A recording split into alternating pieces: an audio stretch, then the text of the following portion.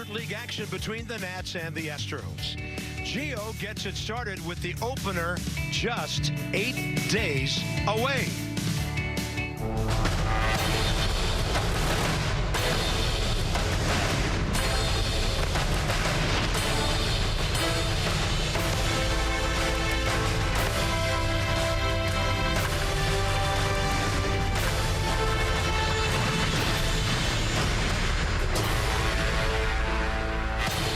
Okay, DMV, we are here to warm your hearts and maybe your bodies as well with some spring training baseball for you. We know it's a little rough back home, and we're glad to be with you on this warm, very breezy afternoon in West Palm. So, FP, what about Ryan Zimmerman? We haven't really seen him on this field yet, but he's getting a lot of work in right next door. Yeah, he's getting a lot of work in the backfield. He's getting a lot of at-bats. I talked to somebody today. He got 8 at-bats the other day in a spring training game. He went 6 for 8 with 2 home runs and 2 doubles. So he's raking on the backfields and maybe reinventing how we think about spring training. Yeah, so we'll see Taylor soon, hopefully Murphy sometime during the regular season's early days. Adam Eaton is back.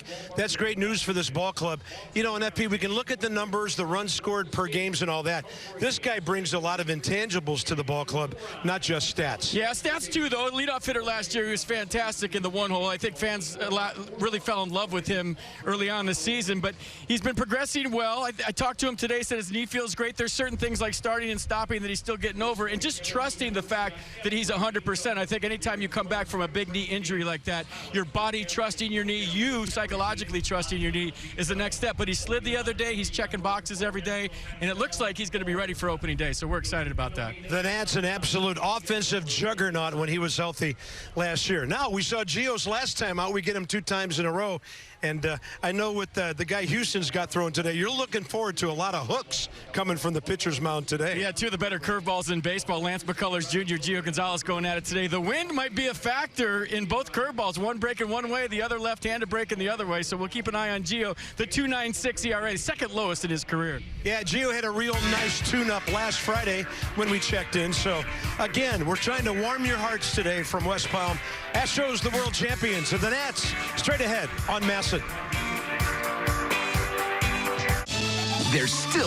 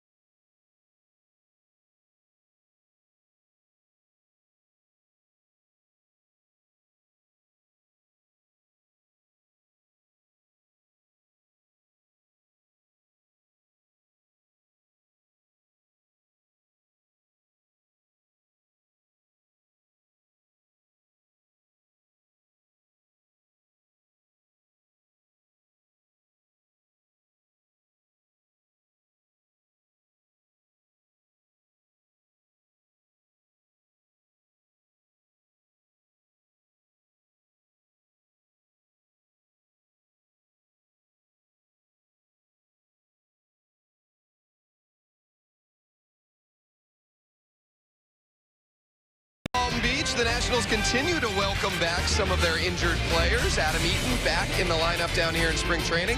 Michael A. Taylor has worked his way into the lineup as well, dealing with the side issue earlier in spring, but has gotten in games. They continue, however, to wait on Daniel Murphy, who admitted in his talk with reporters, hello, Gio Gonzalez, earlier today, Daniel Murphy admitting that the chances of him being ready for opening day at this point, not so good. So Daniel Murphy likely to begin the year on the disabled list, but he did say that he's continuing to progress as he works his way back from that microfracture surgery, which is a significant surgery on his leg. Now, what Murphy has been able to do at this point is get in the cage and do a lot of hitting, probably not at full force, and his ground ball sessions of late, the last handful of days, have allowed him to move laterally. He said his last 3-4 ground ball sessions, he has been able to move from side to side, so some progress as well. He did say he's felt a little bit of soreness to this point, but called it good soreness. It's something that everyone goes through as they're working their way back from a major injury. Murphy said that he wants to be 100% or even stronger than before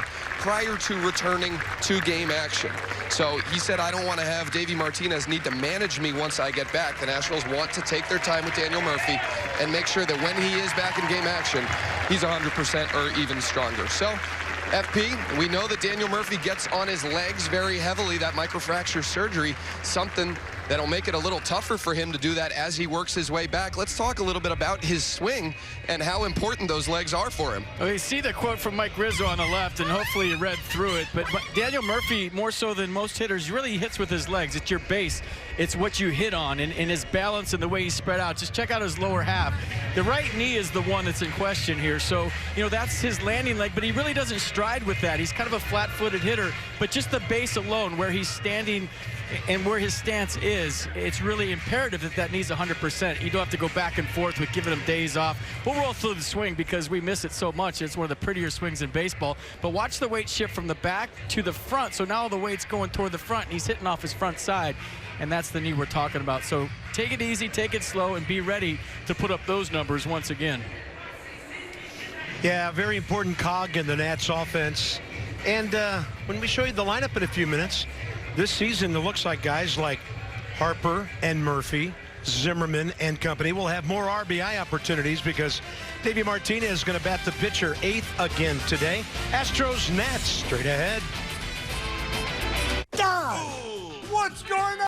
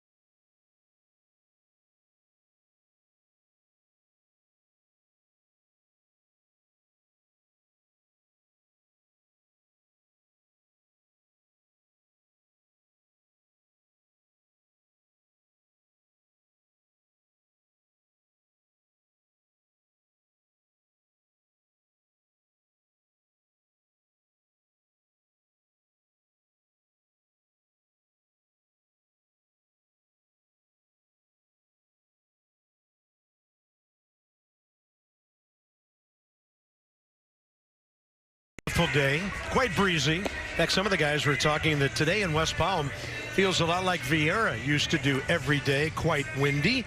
So it's 73. Yeah, look at the 22-mile-an-hour winds, and they're from the west, meaning the right field corner will be where the action is in this ballpark today, and the gap in right center. George Springer coming off a great World Series. Look at that, 11 hits. He had 8 extra base hits, drove in 7 runs. And the Astros have most of their big guys in the lineup today, including that catcher batting ninth who we know so well. Jose Altuve just signed a big contract extension. So the Astros hitting .268 in the spring take on Gio. And for Gio Gonzalez in the springtime, he has logged 10 innings, 3 runs on 11 hits so far. Yeah, 15-9 last season, 188 strikeouts. It's the 8th straight season where he struck out at least 160 or more batters. And he posted the second lowest ERA of his career at 2.96. So 2-seam fastball, 4-seam fastball, curveball change. And it looks like we're holding George Springer here for a second. ESPN in the house today, but you're watching on Masson, and we're way better. More bang for your buck with this crew, and we're right underway at 110. Springer hitting 300 in spring training. He's driven in 3. 34 and 85 his power numbers last year. Mike Estabrook has the plate. And then trading places around the bases here and there will be C.B. Buckner, Lance Barksdale, and Chris Conroy. 3-0. That's where he's starting to lock in as a pitching coach, as a pitcher, and getting real dialed for opening day. Gio shaved his beard. That's how ready he is.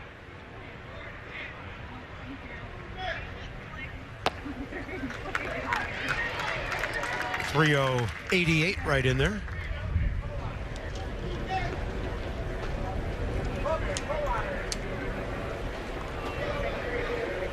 And Gio not only misses for ball 4, but it turns into a hit batter way inside.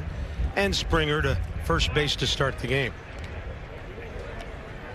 So 3-1 fastball. Looked like he was trying to come inside. Just got Springer right on the hamstring.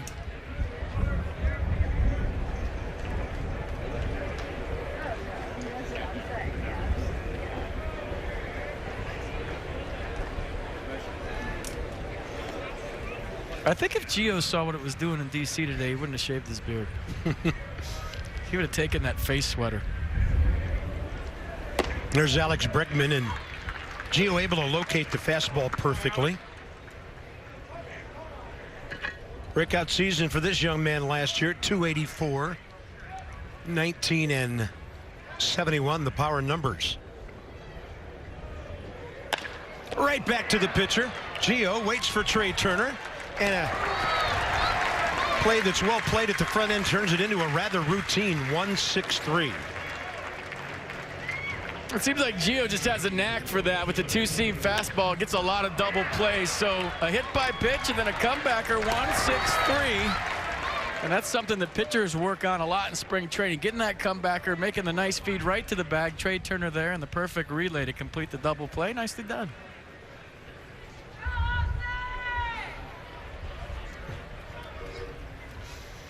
Jose Altuve was already signed for the next 2 years at, you would have to call some bargain basement prices based on what he's done, but the next 5 years after that will be very lucrative for him, right around $30 million a year.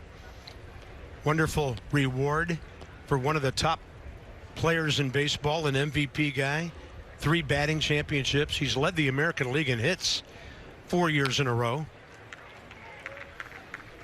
And that's defense behind Gio today on a windy day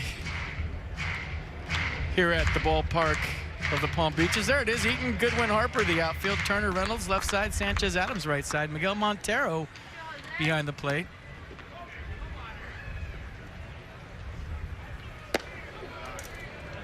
So in 2007, Jose Altuve was initially sent away from Astros tryout in Maracay, Venezuela due to concerns about his height.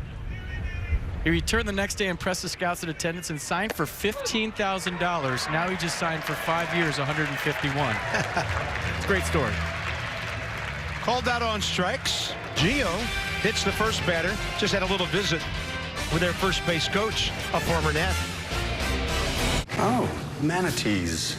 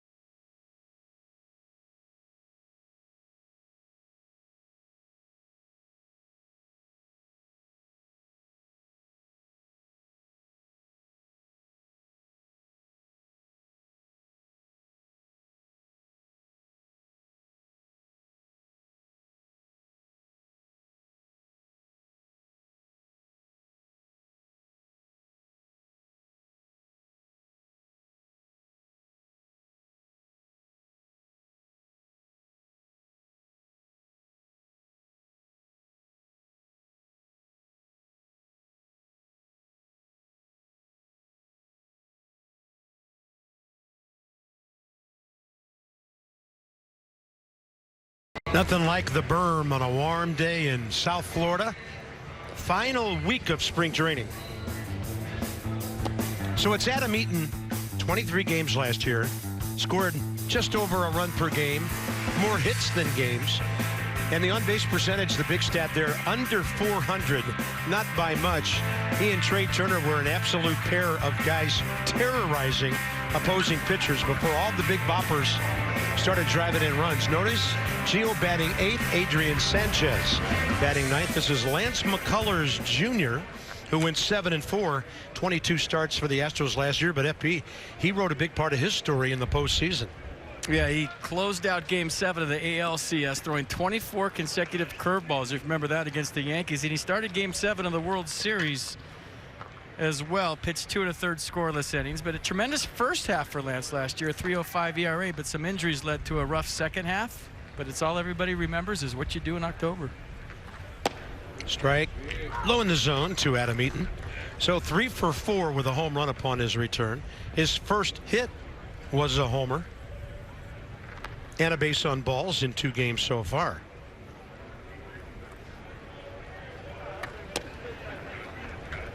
It's a great story to see him back. Homered his first game back the other day. That had to feel good. Talking about his family being here, there wasn't a dry eye in the house.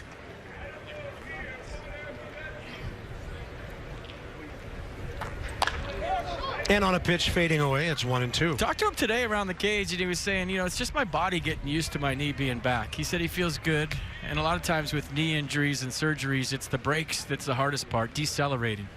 You know, whether it's in the outfield, around the bases, you know, it takes time for your body to get adjusted to trust after all the rehab. If people just knew the work that he did to get back, and that any athlete really does after a major knee surgery to get back. I mean, your leg goes from just all wobbly and not being able to support anything to gradually over time getting stronger and supporting your body. Then you go to, you know, movement straight ahead, and then cutting action and starting and stopping, all these little things. And all the work he did to get back, I told him today he's going to get one heck of an ovation on opening day at Nats Park. Yeah, maybe another house without a dry eye.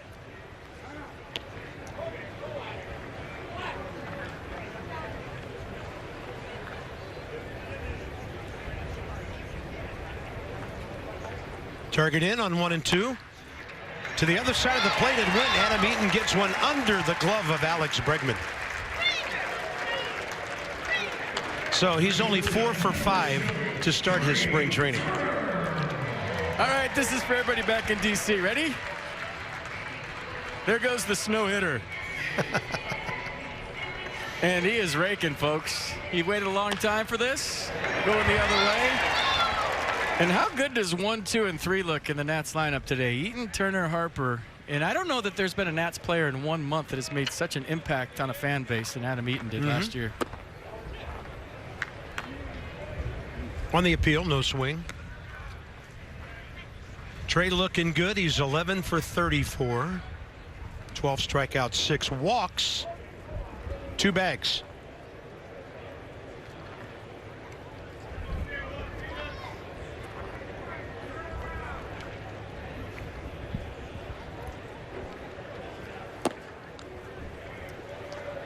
I just think there's certain boxes, Carp, that you have to check when you come back from something like that. And he slid the other day, and he said that was an important one, you know? And I think it's important that he gets used to sliding again and trusting that he's going to get up after that. Not that that's how he heard it, but when you tuck that knee back or stick the knee out to get to the bag, that's always a mental challenge.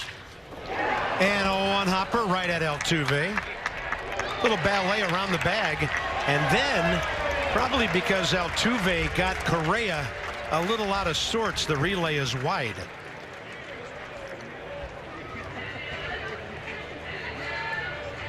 So these guys have worked together for a while now, and they're locked in until 2021. And I was told today by one of the Astros coaches that they came out at 7 a.m. before game started and worked on turning double plays every single day.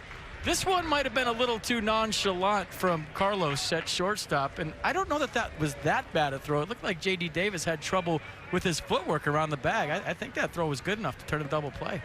So a runner aboard for Bryce. The shift is on. And he might have been on if we went to replay, which we're not going to, thank goodness. Maybe right there initially. No, I can see some space there. Yeah, he never got back to the bag.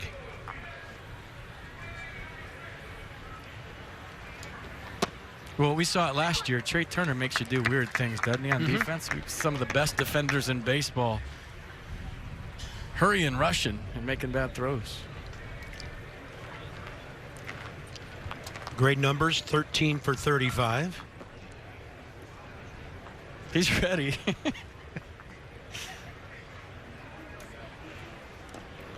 Three doubles and the 2 home runs.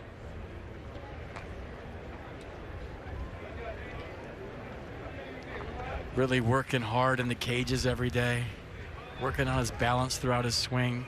Keeping that base underneath him. That back foot grounded.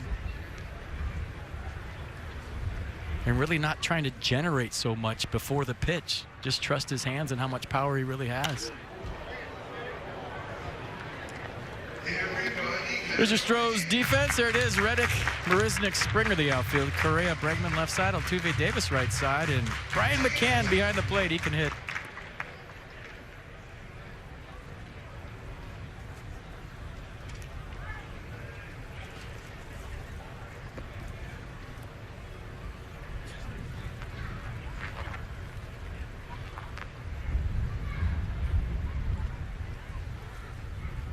Oh-2. Taking that breaking ball, busting it down and in. Check out the shift. We've seen Bryce hit a lot of ground balls to shortstop. It looks like is that Bregman right by second base? Yeah. Yeah, Correa on the other side with Altuve. And we also noticed last couple of spring trainings, Bryce has been very adept at driving the ball to the left center gap. Back even, 2-2.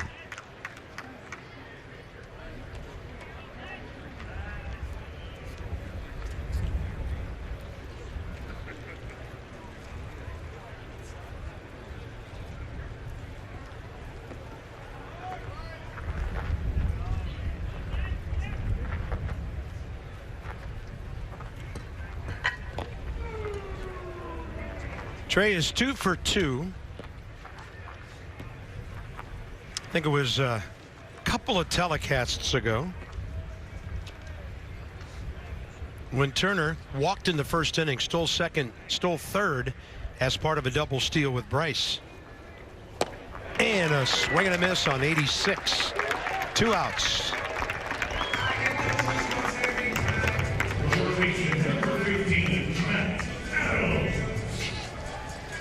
Look at that curveball from McCullers.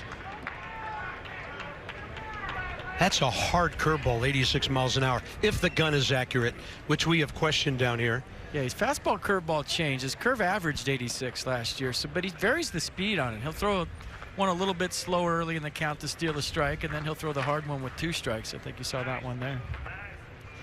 So Matt Adams gets the cleanup assignment today. Now you talk about an outstanding shift here. Jose Altuve is basically guarding the right field corner with George Springer playing way off the line. I've never seen a second baseman that deep ever. He's going to have to hit the cutoff man to throw out Adams at first if he hits it to him. 1-0. I almost want to see him hit it to him. That's a long throw, folks. I mean, he's playing where we've seen a lot of right fielders play right-handed hitting pitchers. Yeah. I wish he'd scoot back a little more. Oh, now he's scooting over. As the count has gone to 2-0.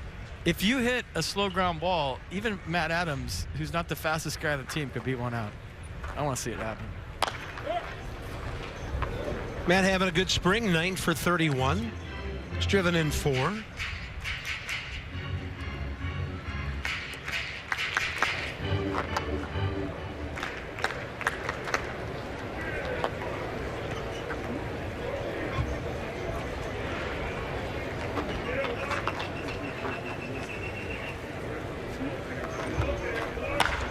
That one is hooking way out of here.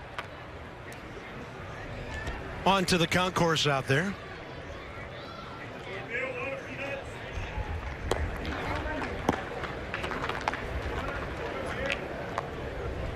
Curveball looked like it was a little slower than the one he threw to Bryce, and Matt Adams caught it out front.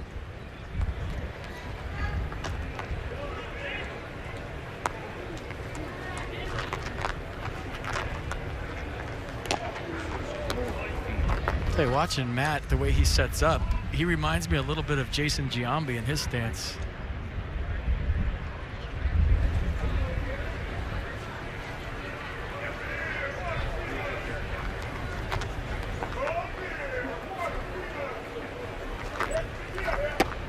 That's a fastball that sailed to the upper part of the strike zone. So after a leadoff single by Adam Eaton, Nats will strand a runner. I tell you, that's risky business in this win today. No score. Shark.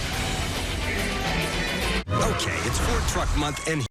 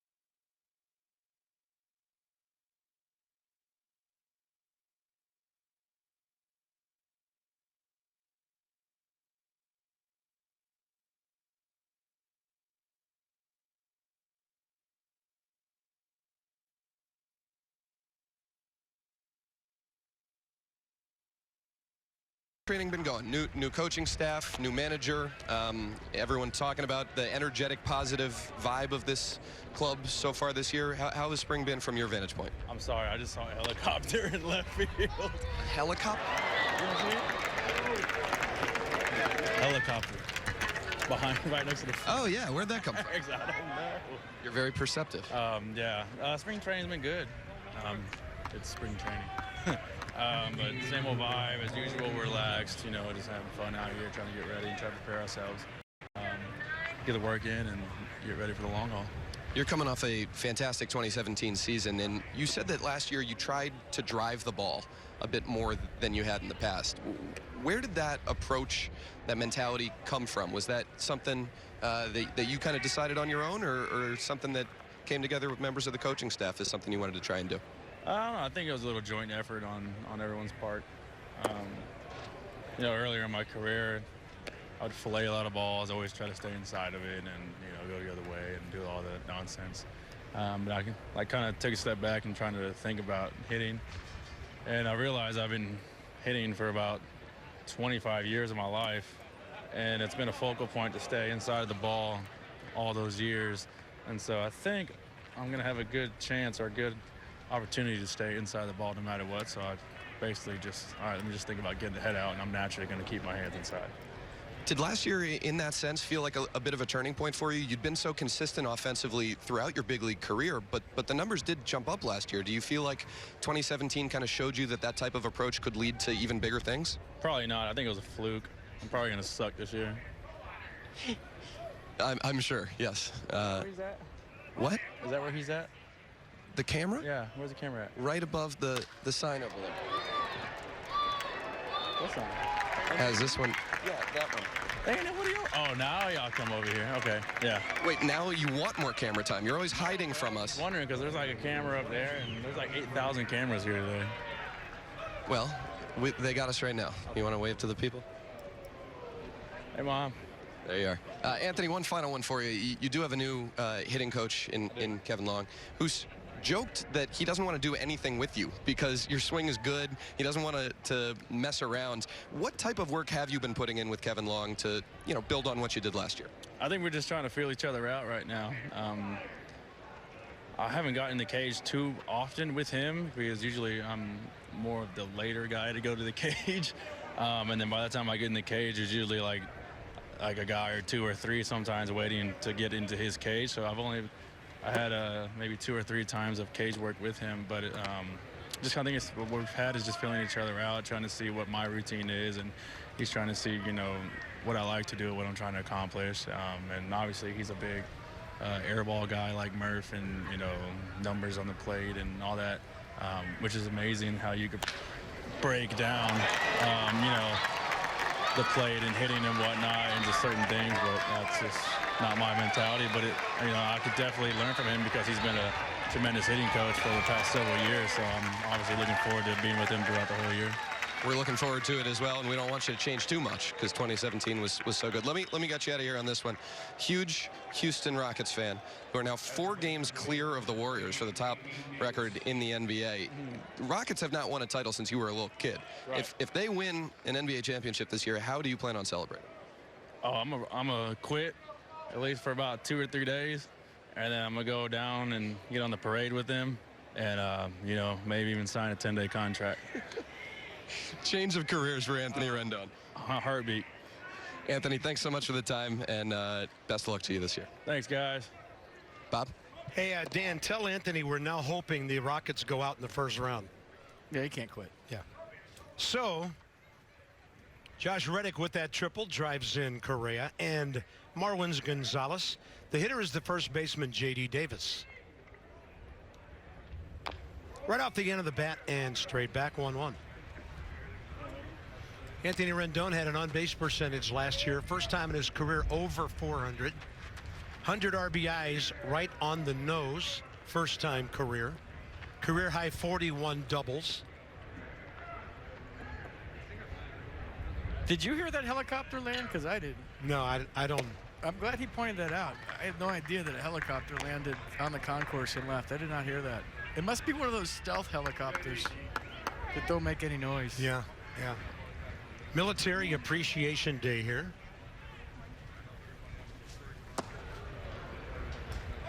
Two balls, 2 strikes. Pretty good landing, too, if you ask me. Very stealthy.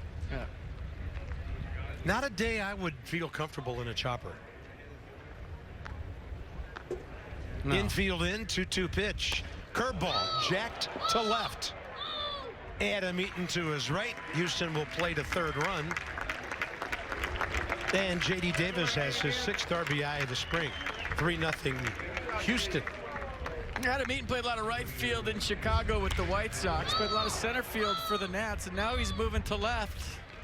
So in the wind, you have to adjust. Every ball's an adventure. You're learning a new position. Nice route. Tricky outfield today, to say the least, with the wind blowing from left to right. Center fielder Jake Marisnick.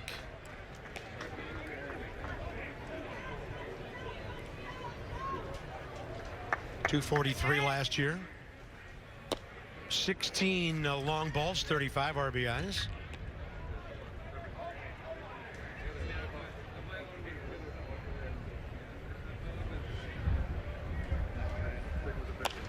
And Gio's curveball popped up to the right side. He has a chance to make a bit of a right turn. stays fairly straight for Sanchez. 2 down. All right, don't miss the first opportunity to see your Nats in 2018 in D.C. Twins are coming to town March 27th, Nats Park. Tickets are available right now. Visit nationals.com to see the Twinsies coming down. So Davey Martinez watching Gio try to make it 3 in a row after the 3 base runners. Brian McCann's having an odd spring training. And with that pop-up to the left side, it's going to come down, and Gio is going to make the catch. And Brian McCann is now 0 for 19 in spring training. Miguel Montero battling for a catching spot. 5 hits. He's next.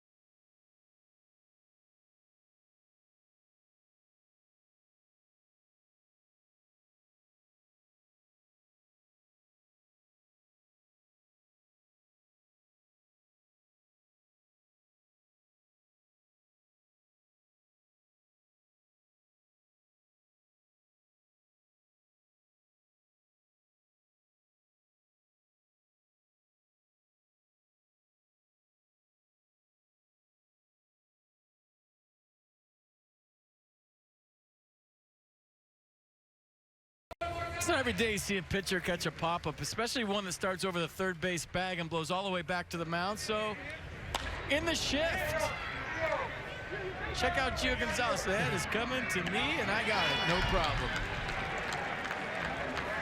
So, there's a thing called PFPs. It's pitcher's fielding practice. Usually ground balls. I don't know how much they practice pop-ups, but Gio, not a problem.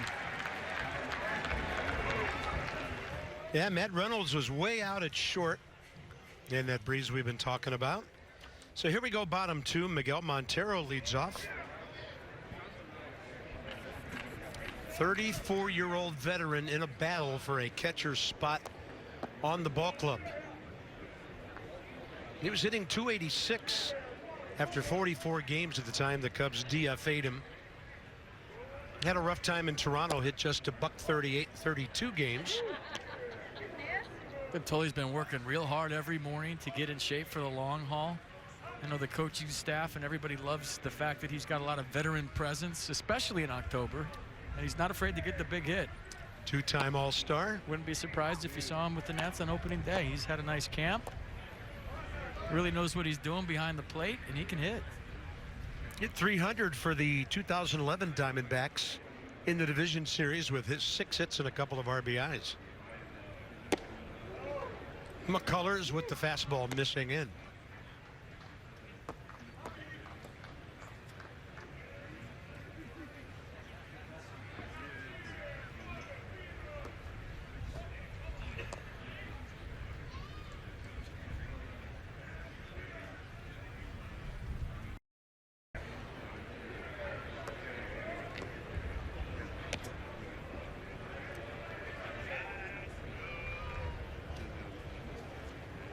And McCullers has been working on throwing more fastball changeup this spring, kind of saving that curveball for 2-strike counts. Probably his best pitch, but you know he's looking for early contact, maybe go deeper into games this year.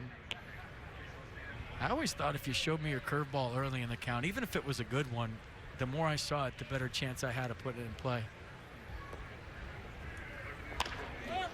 Into play, and that's Correa, the shortstop, on the shift.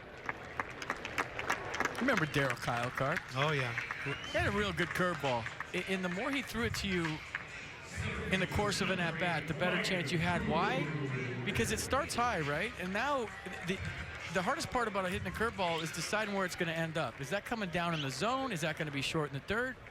Is it a strike? Is it a ball? And the more you show me the release point, the rotation, and the high to low of your curveball, the better chance I have as a hitter of guessing where it's going to end up. So if you show it to me early in the count, I know guys like to throw it for a strike early and bounce it late.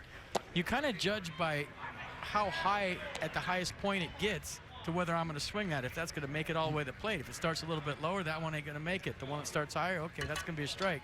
But if you save it till you have 2 strikes, now it's more of a surprise, and I can't sit around and wait and decide where it's going to end up. Yeah, Daryl Kyle was a great Astro. A couple of all-star games there, one in St. Louis. Went to Colorado for a couple of years. Had 5.20 and 6.61 ERAs. The curveball just wasn't able to do what it did, usually playing at Coors Field.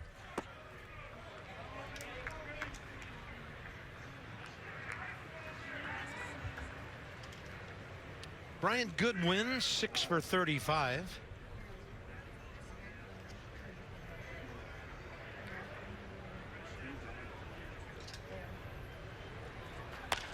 And a ball driven to right. It's going to come hooking back toward George Springer.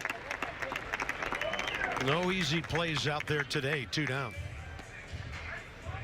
That'll bring in essence now, the number 8 hitter. Matt Reynolds, though he's batting 7th, he's got Gio right behind him, and then Adrian Sanchez in the number 9 spot. Nats' plan this year is to do this on occasion based on who they're facing, based on what lineup Davey is throwing out there on any particular night, and also into consideration is who's starting for the Nats in that particular game and how well that starter handles the bat. Joe Madden did it in Chicago, and Davies brought some of that with him. I think if you got a guy like Michael A. Taylor hitting 9th, you get Taylor and Eaton hitting back-to-back. It's like having 2 leadoff hitters.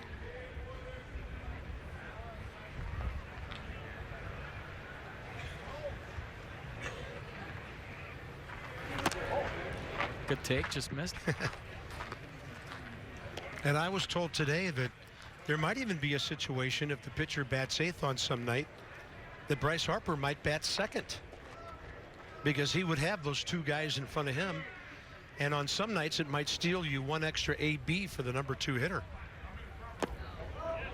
Matt offered at it, laid off, 2 balls, 1 strike.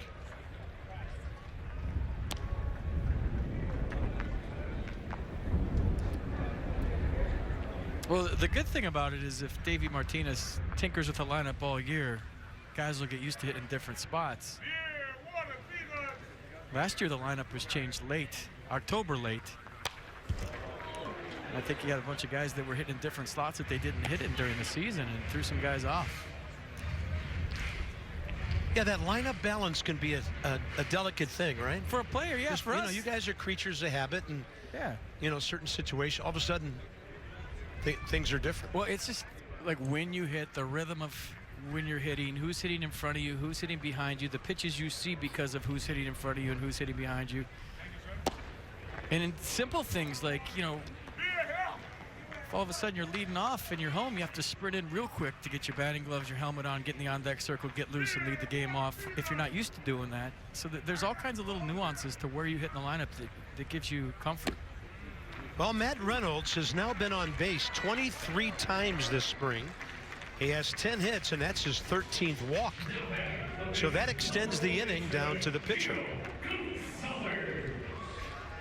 So say Gio makes an out here. Now you would have a Michael A. Taylor leading off the 3rd with Adam Eaton behind him. If that's where Michael A. would hit, who knows? Yeah.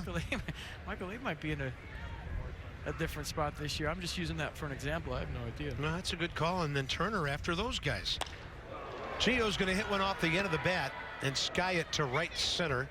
Jake Marisnick way over there in almost straightaway right field to make that grab.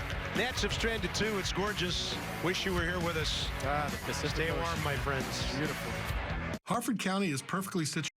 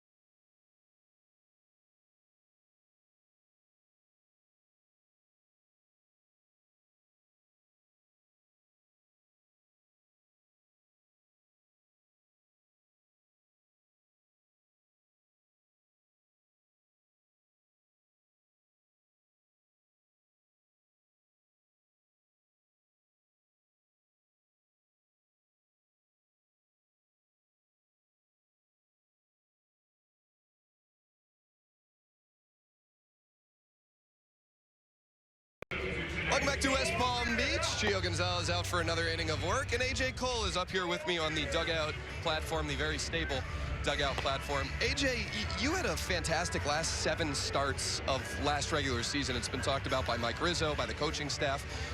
What clicked for stretch that really allowed you to have the success that you did?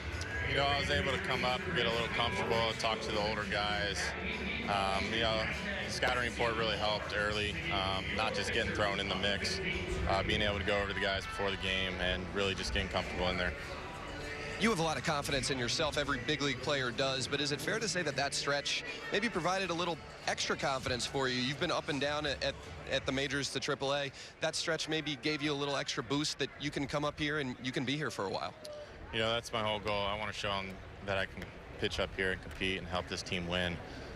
With all those wins last year and good outings for me, you know, it gives me the confidence to go in that off season and work real hard and come back into this year and show them that I need to be here and help them win. And your general manager, Mike Rizzo, saying the other day that you are going to break camp with this team. You're going to be on the team in some capacity. I imagine it feels good to hear your GM say that you're so talented that the team doesn't want to lose you. You know, it's a great feeling, but, you know, constantly I'm not going to stop competing. I'm going to show them that, you know, I'm here to win, and I'm here to help this team win and show them that I can stay here and pitch. In terms of stuff, you've got the sinker and the velocity that it brings. Your off-speed stuff as well. What's kind of been the evolution for you as a pitcher in terms of your stuff and what you bring on the mound? You know, I've always had my fastball there for me. Here and there, I tweak it. One of the biggest pitches that came for me was the slider, and I've worked with that every year. The change-ups here and there, but it's getting a lot better as years go on. And you mentioned talking with the other starters and getting a sense for scouting reports on big league hitters. What, for a pitcher who's coming up from the minor league ranks where maybe the scouting reports aren't as intense, the film isn't probably as prevalent as it is up here, how much can that be a benefit for you, and how much can that help you as you adapt to this level? You know, last year when I was up and down before the games down in AAA, you get a little here and there, not much to go off of, but you come up here and you have really detailed, you know how to go after hitters. You can talk to, you know, Gio, Strauss, Scherzer. They have a real good game plan on how to go after them hitters. They've been up here, and it's great to talk to them and figure out how they go after it and get a mindset and figure out how to go after them yourself. Is it fair to say that those guys have helped you kind of pick up that side of the game to an extent, and because it is about what you're trying to do, but it's also about the hitter's approach and how to attack their weaknesses? It is, because I used to just watch film for myself and see what I do wrong, but it's a great thing to watch film on how hitters approach you as a pitcher and see if you key anything so they can pick it up. You learn their weak spots, they're going to learn yours, so the less you can give them, it's going to make it a lot harder for them. You've said it a few times this spring, but you know, you came out of the bullpen a little bit last year, but you want to be a starter in this rotation. You want to claim that 5th starter spot. Is that a mentality that you took all off season and coming into spring, that you wanted to claim that 5th starter job? Yeah, I want that 5th spot. You know, I want to show them that I can be that 5th spot guy and, you know, throw well for them, help them win games. But if they need me in the pen for 1 time, 2 times, you know, I'll be there too and be successful. AJ, thanks so much for the time, and best of luck this year. Thank you. Bob? All right, Dan, thank you. And you saw the replay of when he struck out Altuve and Correa back-to-back twice back on March 6th in the Nats game here against the Astros. And he is scheduled to be our starter for the 6 o'clock game Friday night. 3-2, Gio to Alex Bregman. By the way, FP, I thought that was really something a moment ago when Gio went 2-0 on George Springer, threw him a 2-0 changeup, got a swing and a miss, and then paddled back for the strikeout. The days of the automatic fastball, as you've mentioned in certain counts before, pretty much over. You never know what's coming anymore. No, 2-0 fastball. It's a dinosaur. And sometimes you have a better feel for your off speed. And I have to be honest, I wasn't paying attention. When Dan is interviewing somebody, I am locked into that. I don't even pay attention again. It is, as we call it, great television. Here's Jose Altuve, 1 on, 1 out. Somewhere, yeah.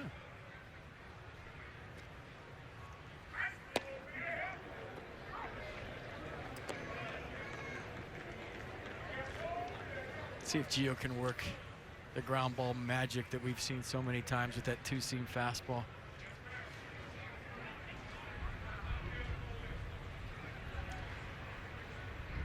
Got Bregman to hit one on the ground back in the first inning.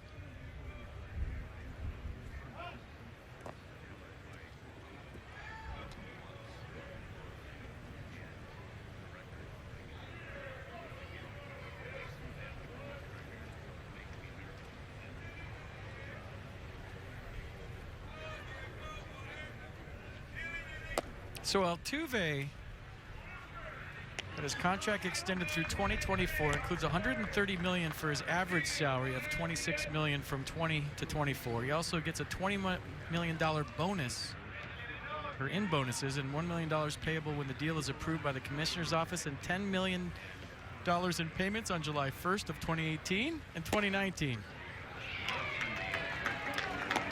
And you know, I'm seeing a lot of people saying that the big deals are over. That, you know, Bryce next year and Machado and some of the big free agents aren't going to get the big deals. Certain players will get theirs. I agree. I just don't think there will be as many big deals. Maybe that's what people mean when they say that. But yeah, next year is going to be really interesting. And you have to wonder how many teams will really be in on the likes of Bryce and Manny.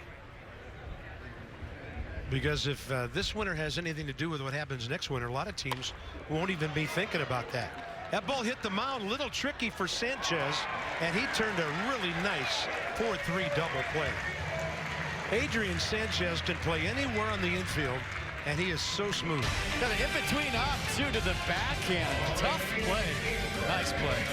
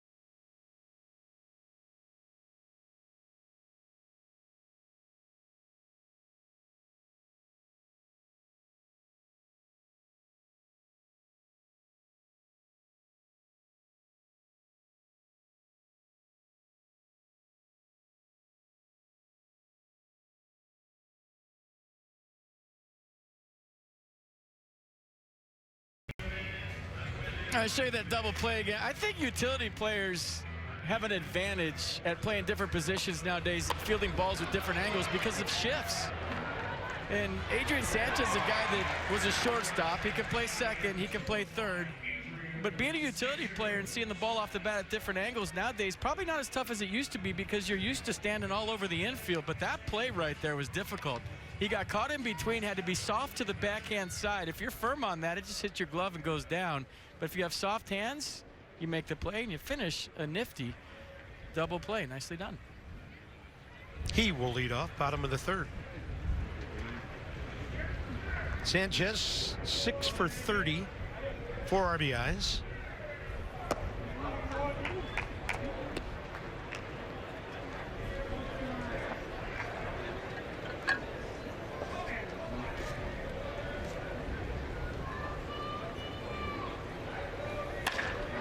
And that's a knock to the left side. Off the glove of Correa. Sanchez will aggressively round the bag and then circle back to first. So the Nats have bookend base hits by their leadoff guy and their number 9 hitter.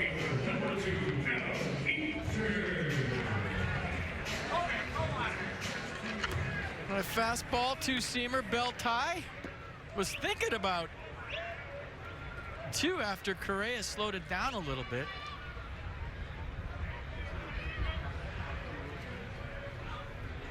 And now here comes the speed at the top of the order in Eaton and Turner. Adam went the other way first time. With a runner aboard, Bregman has to play shallow at third, and now there's no way they'll turn the double play on that wild pitch that puts Sanchez down at second.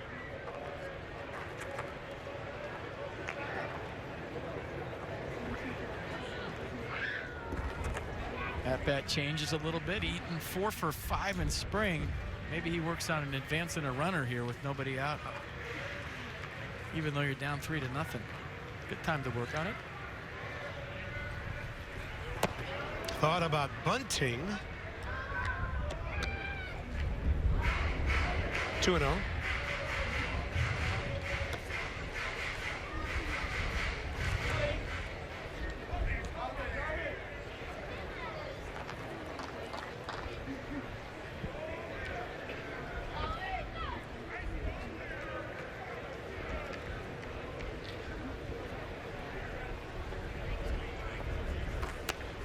Saw a pitch up and he was pumping. He can beat you so many ways offensively. I mean, he can throw a 8-9 pitch at bat on you and end up with a walk. He can shoot you out of the yard because he's got sneaky pop. He can get behind in the count. He's not afraid to hit with 2 strikes and flip some line drives to left. He can bunt his way on, one of the better bunters in all of baseball. So you name it, he can do it at the plate, and that's why he's so valuable to Davey Martinez's ball club.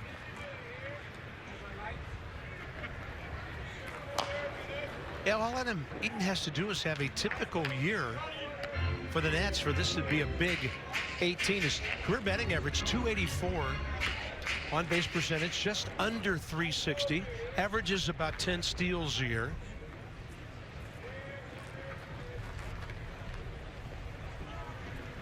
He had 8 multi-hit games in 23 games to start the season last year. But you talk about leadership in a clubhouse and the void left by Jason Worth. Who's going to stand up? Who's going to be that guy?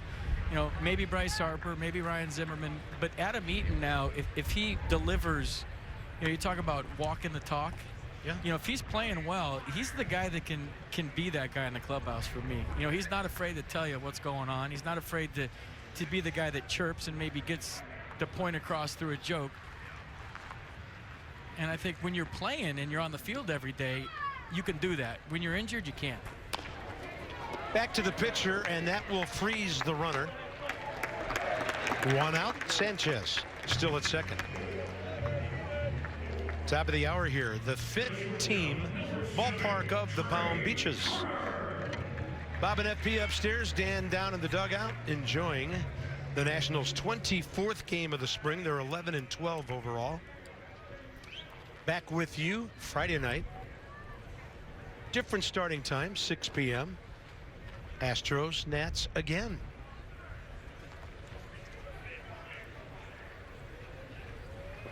And that cold front, folks, at home has really reached us down here. Only a high of 76 today. It was 92 yesterday. You are not a nice man. Yeah, it was really boiling down here yesterday.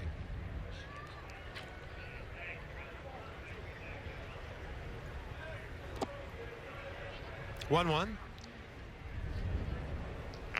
I know many of you are working from home today. That's funny. That's what the boss thinks. That's funny. Yeah, I'm working from home.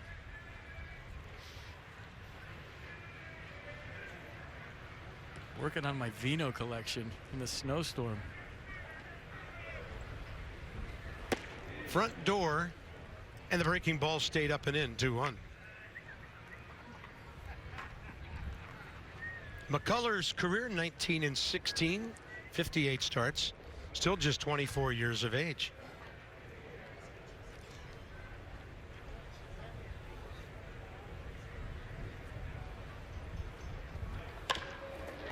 To Hopper.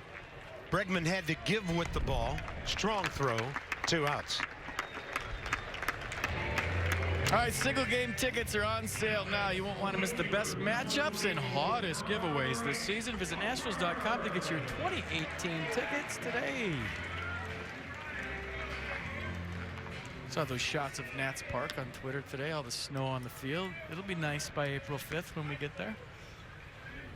Supposed to be pretty nippy for the opener in Cincinnati next week. Well, maybe that ballpark will play kind of fair. Yeah. 3 there, 3 in Atlanta, then the boys come home. 1 week from tomorrow, Nationals at Reds. Ball 1. That's a 4 o'clock start that day.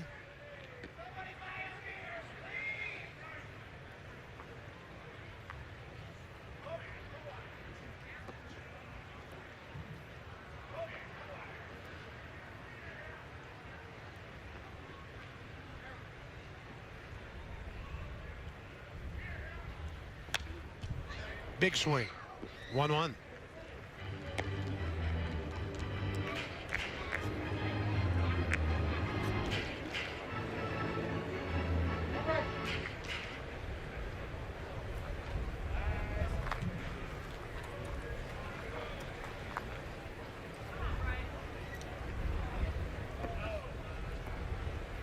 They're waiting on the berm in right field for a fly ball.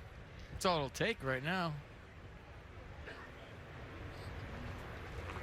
And no chance of having to go at that one. 2 balls, 1 strike. The odds of Bryce Harper getting a 2-1 fastball here with first base open and 2 outs. Let's see. Unless he's really working on something. Minute, that chance. This used to be a changeup count for him last year. Let's see. Curveball. Yeah, hard-breaking ball down, 2-2. The odds of Bryce Harper getting a 2-1 fastball anytime, for that matter. Yeah. You almost have to think backwards when you're that much of a presence at the plate. Meaning sit off speed and fastball counts and sit fastball and off speed counts. But I guess the best way to do it is just to react.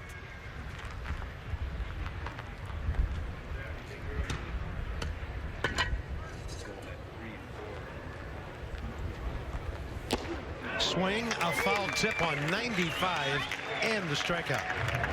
For McCullers, Harper twice, and that's his 3rd of the day. 3-0, Houston. Is that white stuff snow?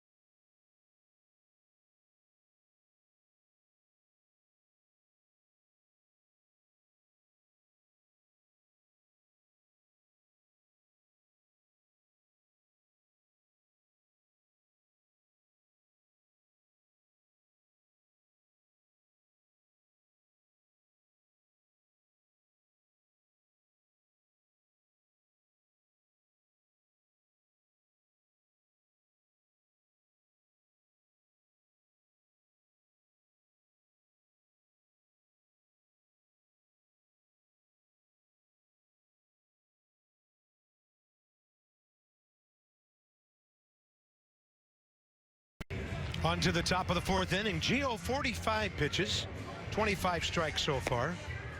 3 runs, 2 earned on 2 hits so far. He is climbing the ranks on the all-time Washington list. About to start his 7th season as a Washington National. How about that? Steven Strasburg, more wins, more strikeouts.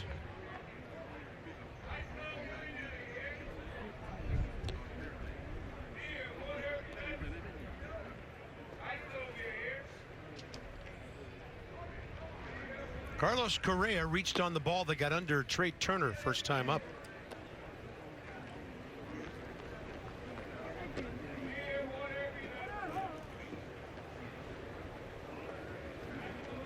Looking on Twitter right now, seeing a bunch of Nats snowmen from home. I like it. And everyone that's working from home checking in. So good job.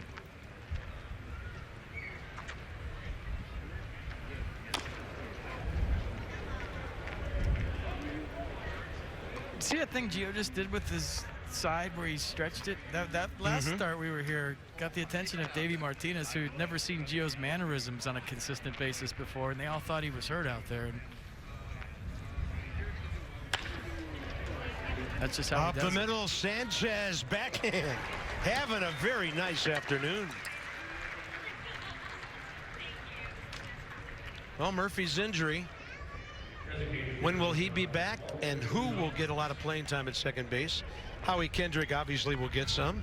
Is there a chance Adrian Sanchez makes the team? Well, that was routine for him. He can really pick it.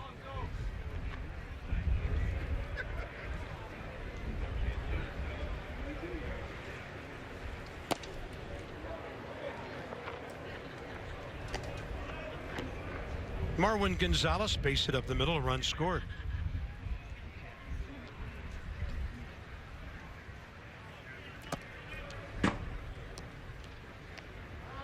See, that pitch right there is just why Gio's so effective. And you're shaking your head going, what?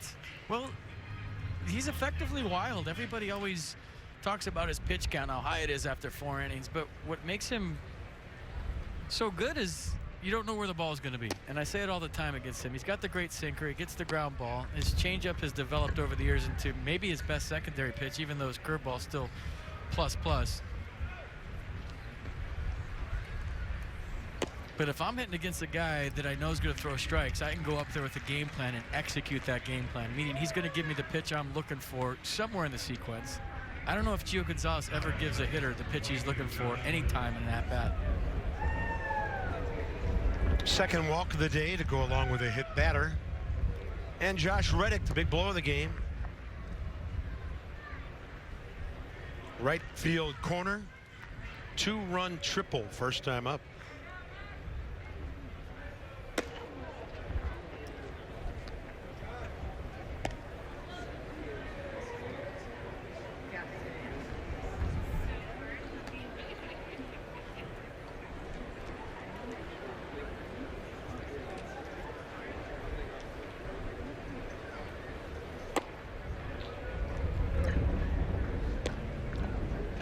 Pretty good pitch, didn't get the call.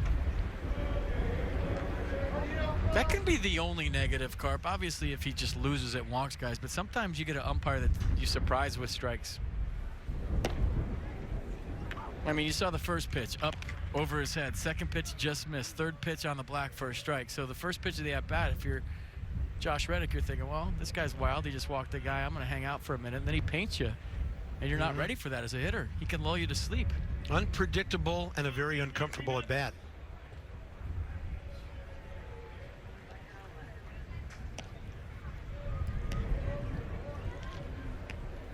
Yeah, there was a time in his career early on here as a National and maybe even in Oakland where he'd overpower you with 94, 95, high spin rate, get you to chase the high heater and back it up with a nasty curveball. But as we've seen over the last couple of years, the evolution of Gio as a pitcher, turning the fastball over, getting the ground ball, turning the changeup over in hitters' counts, getting the ground ball. And I thought last year avoided that Halloween inning better than he had previously in his career. Reddick hit that ball right off the top of the barrel.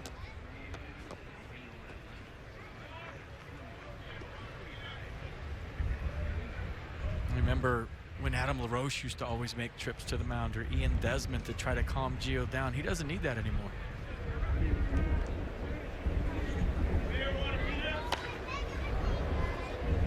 Yeah, good time for that too. Matt Wieters did a nice job last year of going out there, but he didn't do it a whole lot.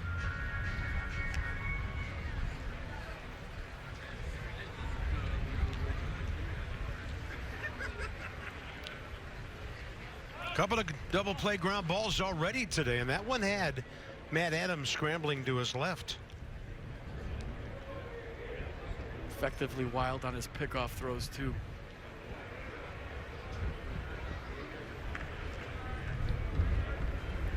Curveball down around the pole and to the screen back there, and a fair ball ruled by the first base umpire, and it's 5-0 Houston. Ball hit so hard it didn't hook foul like we expected. That was close. I was wondering today, we talked about it in the open a little bit, how the curveball coming back against the wind would fare for Gio Gonzalez. The wind is blowing from left field to right field. So in essence, it's so windy here that this is blowing against the wind, which might affect the break. That one hung up there for Josh Reddick, and it was only a matter of, is it fair or is it foul? And I still don't know. From where we're sitting, it's hard to tell, but the umpires had a better view than we did.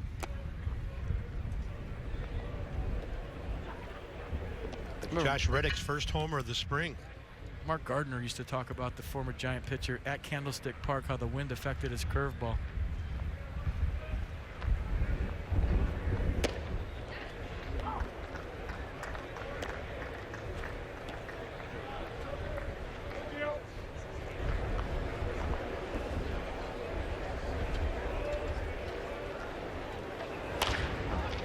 Left side on the charge with a rather one-handed grab, and then Trey Turner finishes it off.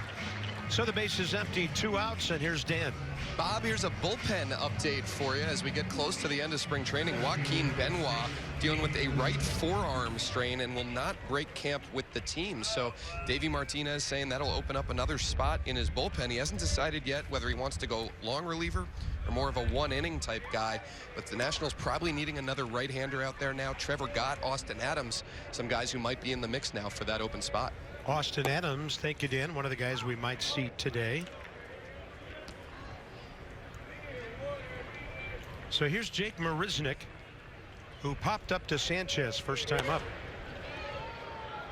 Jeremy Hellickson, who the Nats signed to a minor league contract, always did well against the Nats, especially when he was in Philly a couple of years ago in the mix. And he was at that camp and getting work done before they signed him, working on some mechanical things that may have thrown him off a little bit in Baltimore last year when he got traded. So he could be a viable option for the 5th starter. A.J. Cole could be that right-hander. You never know how it's going to shake down. Be interesting to keep an eye on. There's Jeremy's numbers last year with the Phillies and the Orioles. Well, veteran guy who certainly knows how to pitch. Not exactly pitcher-friendly home ballparks for him in recent years. That's a good point. They saw something in his mechanics that they're working on. But when he was right, he used to give the Nats fits, and it was all with a changeup, if I remember right. He has a really good one.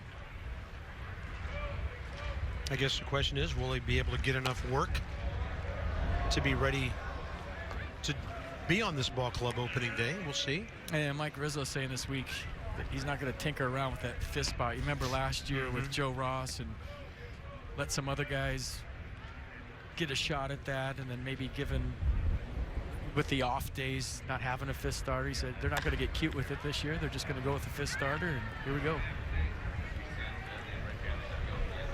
Glove for shade by Brian Goodwin. Gio had Jake Marisnick reaching. It's all Astros offensively as they lead by 5, middle of the 4th. Is that Old Town? Cal, are you ready?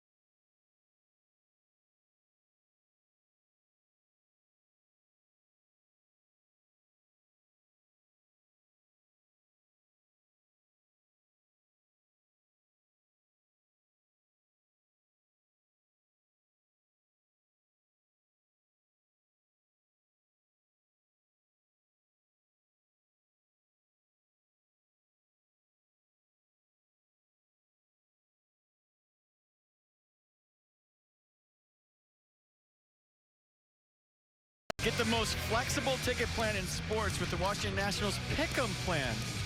40 ticket Pick'em plans include 40 tickets. Got that. To use when, where, and how you want. That's why they call them the 40 ticket Pick'em plan, because there's 40 tickets. Choose your favorite matchups, ticket quantities, and seating areas starting just $20 per ticket. Visit nationals.com for details. Not really racing today. William Howard Taft with the Stars and Stripes. Cal and Herbie right behind him. That's more like a parade. Military Appreciation Day here.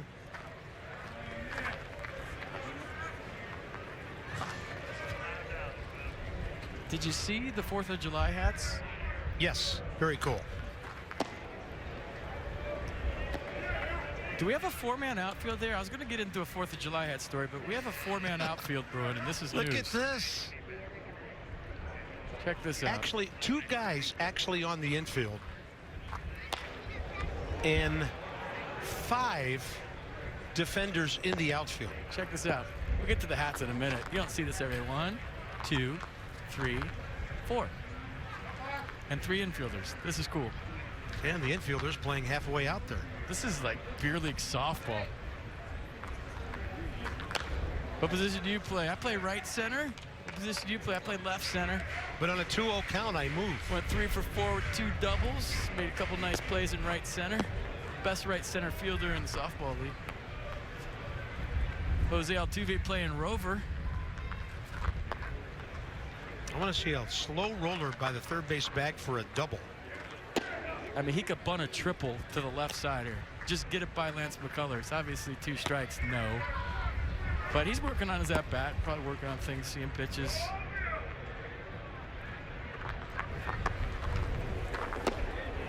Down and in, and they'll have a 2-man throw it around the horn from Correa to Davis and then back to the pitcher. 3rd strikeout for Lance McCullers Jr. You know, you talk about the shifts, and Tim Bogart, the Nats first base coach, has talked about this. A lot of it is just positioning, but a lot of it is to get in the hitter's head.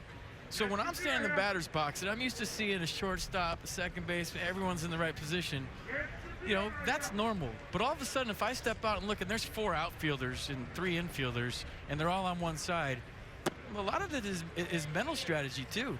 Because, you know, now as a hitter, you're seeing things you normally haven't seen. You start thinking, well, I got to get my hands here, maybe hit it there, and there's a free hit over here, and then he's pitching, you know, and you start thinking too much. And the old adage, you can't think and hit, is true. But, you know, if you're somebody like Matt Adams or even Miguel Montero here, the push bunt to third base, I mean, what a perfect time to work on it right now, right? You just square around, hit it hard to third, and walk into first. Yeah.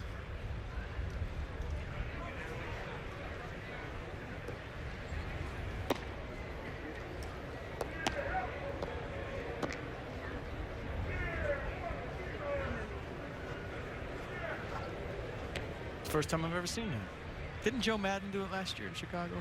I want to say yes. You know, you might see a manager do something like that, flip-flopped in the 9th inning or something, like have 5 infielders, but I've never seen 5 guys in the outfield, counting the second baseman on the shift. It was really a 5-man outfield when you think about it. Here we go. Now we got 4 guys on the right. So this is fun. Look at that. I mean, they should take the left fielder and put him over there too, and just have everybody stacked on one side. And McCullers misses away. That's a walk. Put Josh Reddick in center and then move Marisnik to right center. So Brian Goodwin with Victor Robles having been sent back to minor league camp this week. Sure. Really having his spot on the ball club secured. Not having a great spring, 6 for 36, but last year's track record and his breakout season, all the Nats really need to know. Yeah, I mean, he had a fantastic season last year. Defensively at the plate. And they want Victor Robles to play every day when he gets here for good. Yeah. That's not a guy you start 2 or 3 times a week. That's a 7-day-a-week guy, everyday player, and an impact player at this level. So it's only a matter of time, and he'll definitely impact the Nats in the 2018 season, just a matter of when. 74 games, 251 at bats for Brian last year, and that was before he hurt the groin midway through August. The wind's got a chance to keep this in, and it will. And then a scramble by Alex Bregman to make that grab. On a typical day, that's probably 8 rows deep. So let's check out those extra guys. Catcher competition at the bottom. I guess it's worthy to note. Doesn't mean everything, but Pedro Severino is 3 for 22 in spring training. And then there's Miguel Montero after that walk.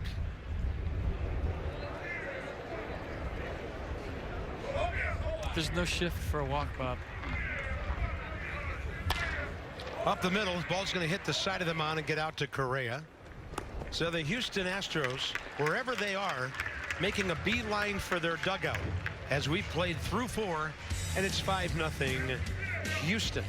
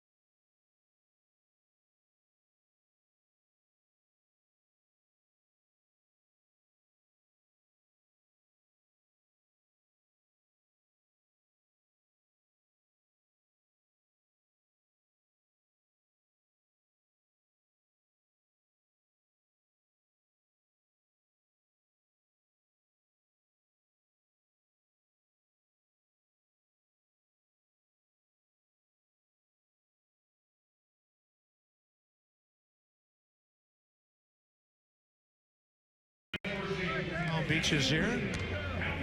That's on the way short end of a 5-0 score. Gio back out to work. 70 pitches, 41 strikes through 4. McCann, Springer, Bregman for Houston. So did you see the 4th of July hats? Yeah, the red ones, right, with the very cool. You and I have talked about this before. The curly W that's got The flag, the flag and the stars and the stripes in it. Well, everyone's We kind of wish we'd see that every day. Yeah, everyone's talking about how it says "We the People" on the inside of the bill. Yeah. And how that's the Constitution, and the 4th of July celebrates the Declaration of Independence. Yeah, the documents don't quite line up with that. Whatever. You know, but it's the thought that counts. I just think people are out there to criticize anything, any chance they get.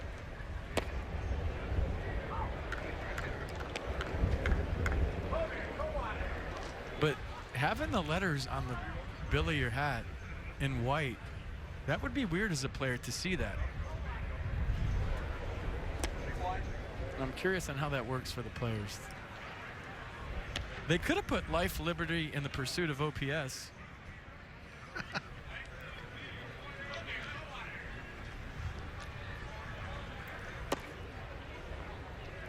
3-1, Gio to Brian McCann. You couldn't put anything about war on there, though. Wins above replacement.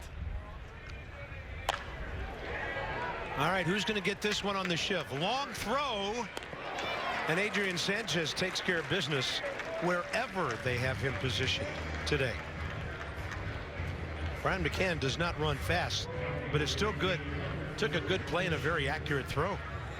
Well, Adrian showed everybody he could hit this level last year. Everybody knew he could pick it. There was no doubt. A guy that stayed in the organization for a long time, finally got his reward at the major league level. And he's showing his skipper the leather he provides should they need it anytime this year. Another nice play.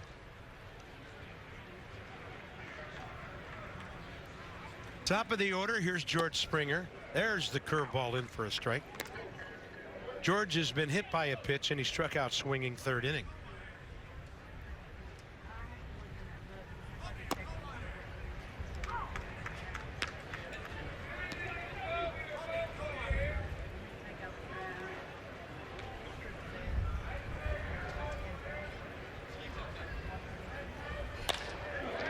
Oh, 2.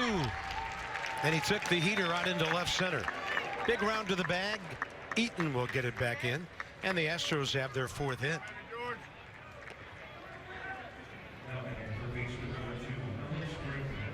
Alex Bregman is next. Enny Romero is next.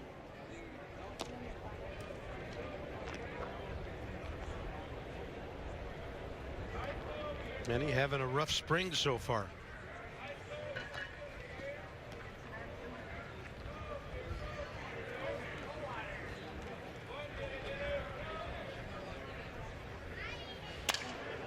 Sounded like a busted bat. It'll fall in left. Springer with the play right in front of him over to third. Eaton's going to throw in there, and then to second base goes the hitter Bregman.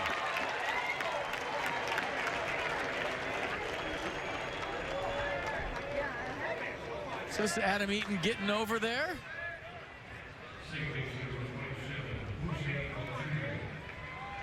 We talked about the deceleration part, and you could tell right there that he was real mechanical and kind of getting over that way and then charging the ball. And I think, you know, normally he would have had a chance at third because he had to take his time right there and kind of round off that play. It allowed Bregman to get to second and Springer to get to third. That's infield in. Altuve, strikeout and a double play ball. Chance to add a couple more for the Astros here. And I don't know if that's just a getting used to trusting it kind of thing right there, Carp, and why take a chance in spring training, or, you know, that's one of those things where it didn't look 100% on that, but that could just be a mind thing. Like, hey, it is 100%. I checked that box. And there's no need to make that sharp cut right here, right now, and go for that because it's just spring training. I'm happy to be out here running around.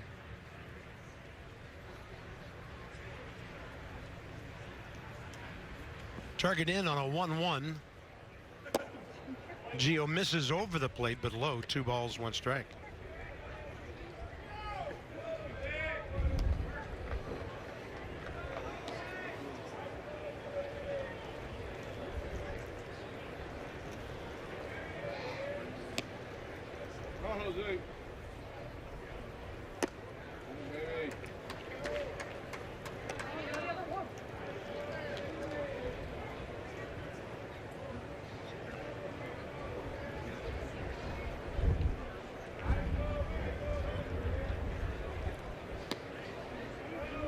On 3-1.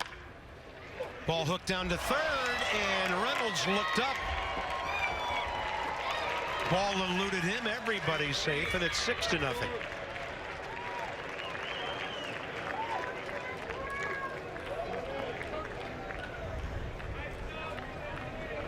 Yeah, Gio got the ground ball, and they had Springer at home easily. And you see Reynolds just on the exchange. I mean, yeah. He got the tough play, the tough part of the play, excuse me, out of the way. He just went to reach for the ball in his glove, and it wasn't there. Runner at second, Bregman stayed, and now Correa the hitter.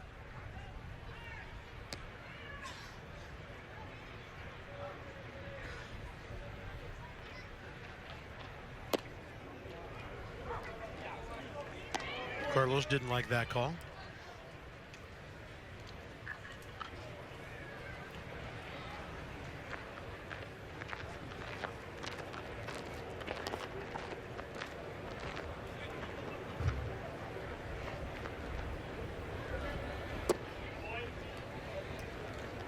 Yeah, 86 pitches for Gio, probably going to around the 100 today.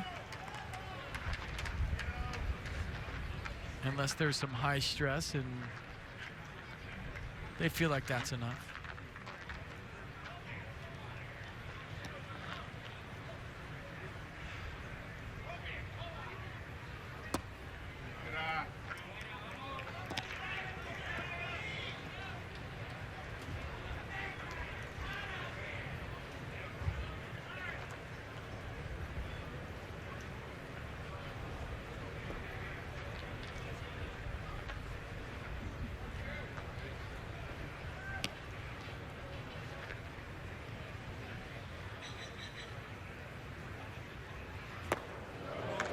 Great changeup on 2-1.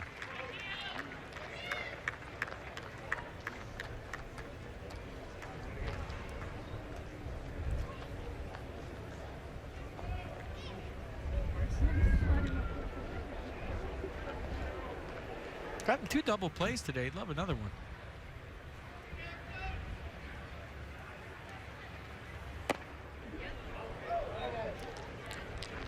He wanted it.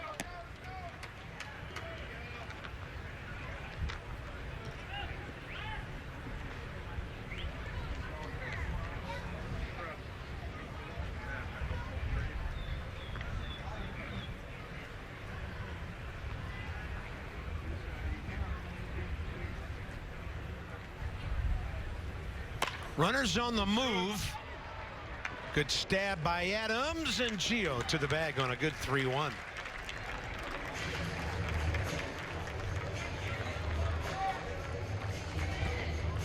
Yeah, nice play by Matt Adams. Gio Gonzalez getting over there for a big second out here in the 5th. So step and a dive for the big first baseman. Perfect feed. Gio covering. So watch Gio get over, maybe a little late. So when you're late, you have more of a direct angle to first base. If you're on time, you can actually get to the line ideally for young pitchers out there and run parallel to the runner along the line, and then have the first baseman give you the ball as you're running up the right field line. But when you're late, it's more of a straight angle, and that's where sometimes you see collisions happen at first base. And that time Correa slowed down so there wasn't a collision, realizing it's a spring training game, didn't want to take a chance.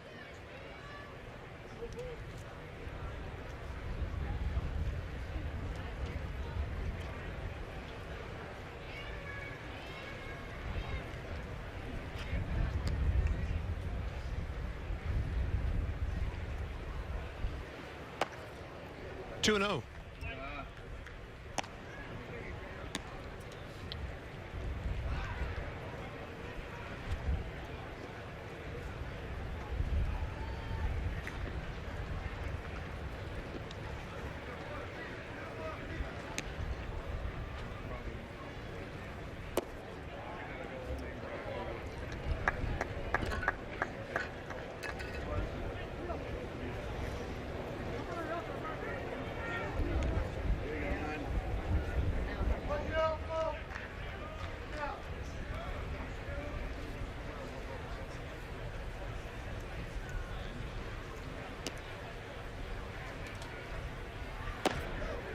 Fastball to the edge.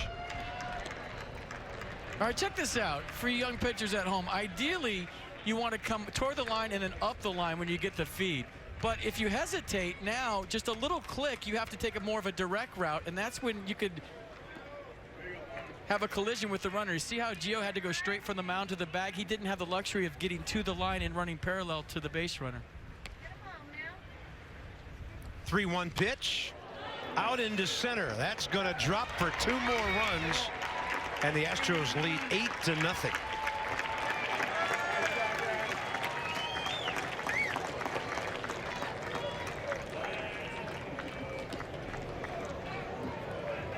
And Davey Martinez will come out and get Gio Gonzalez.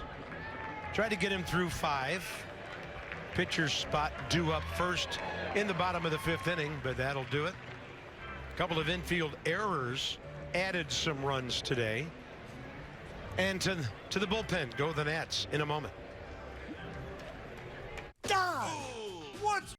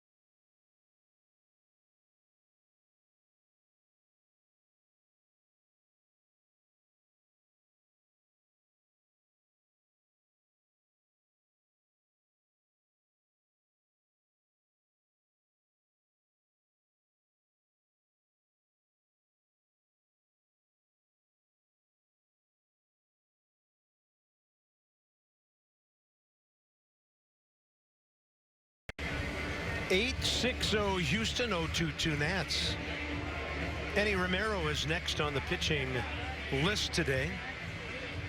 So in spring training, 6 innings over those 7 games, 11 hits, 8 runs, 7 earned, 3 strikeouts, 5 walks. Fastball for Eddie in 2017 averaged 98 miles an hour. He's got the cut fastball to go with it in the low 90s.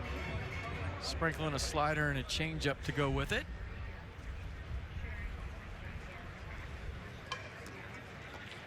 Josh Reddick, triple, homer, 4 RBIs.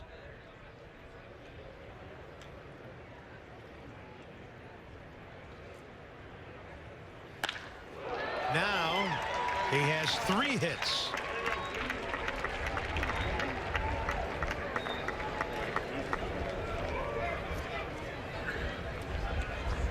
Came in hitting .258. He's doubled his RBI total today. And the first baseman, J.D. Davis, is next. Josh Reddick, a double shy of the cycle. That would scare me in spring training if I hit for the cycle. Be like, yeah, I am wasting him.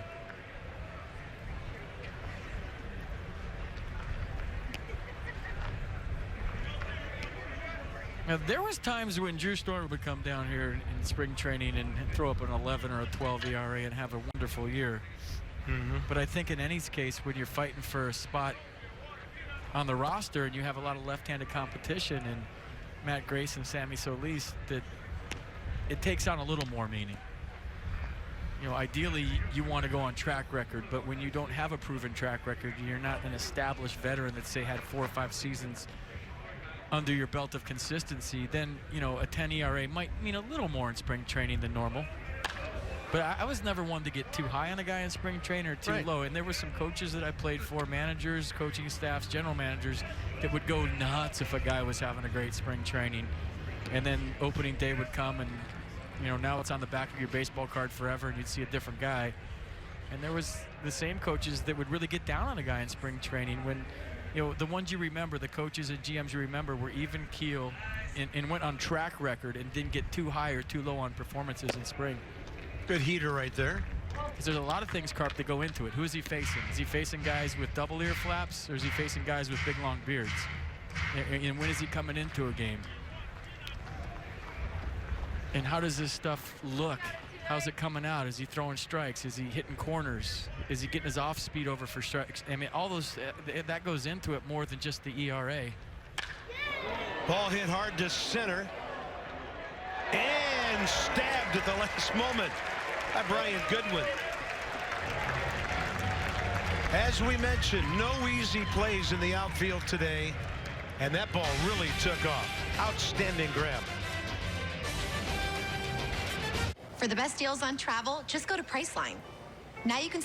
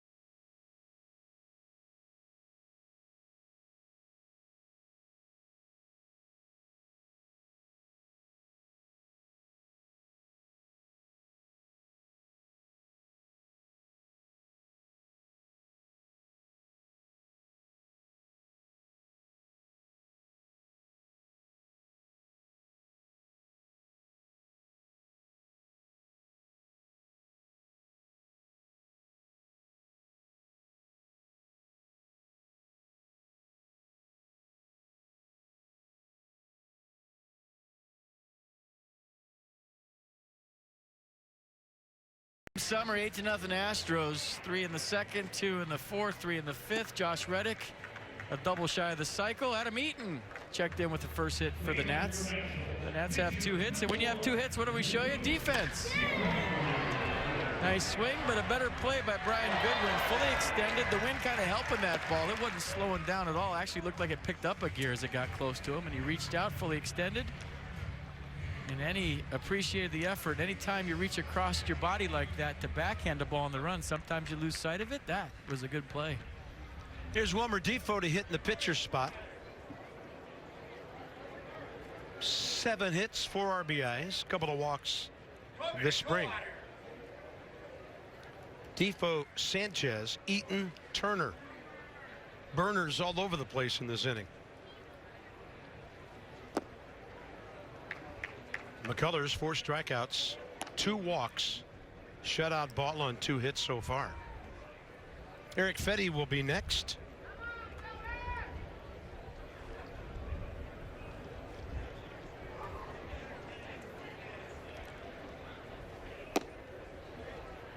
One.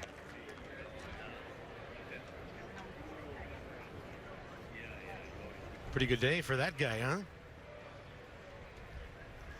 Base hit and 3 good defensive plays.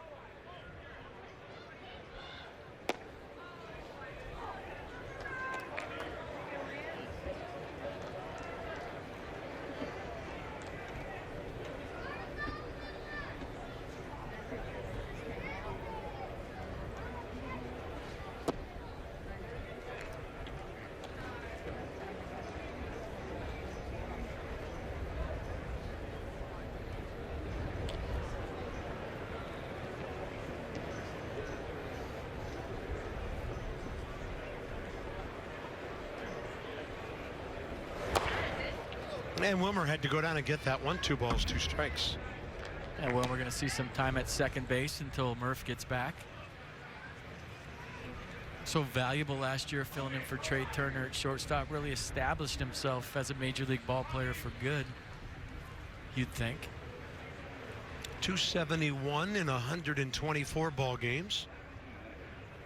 Showed us some pop with 5 home runs.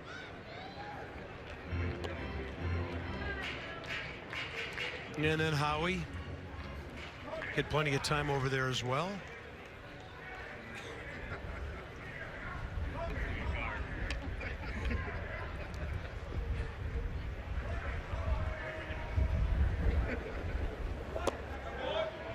Good take. Really eyeballing that one all the way in, 3-2. And also, I know there's a lot of people in our business, broadcasters, that would love to know the secret to growing hair that fast.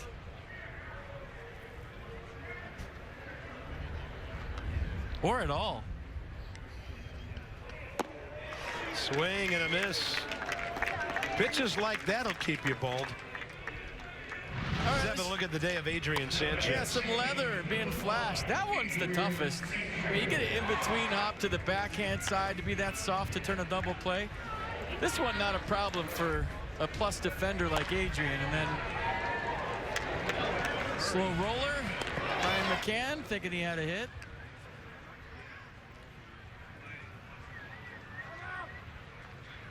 Nice day working, like you said, Carp. Yeah, 7 for 31 this spring.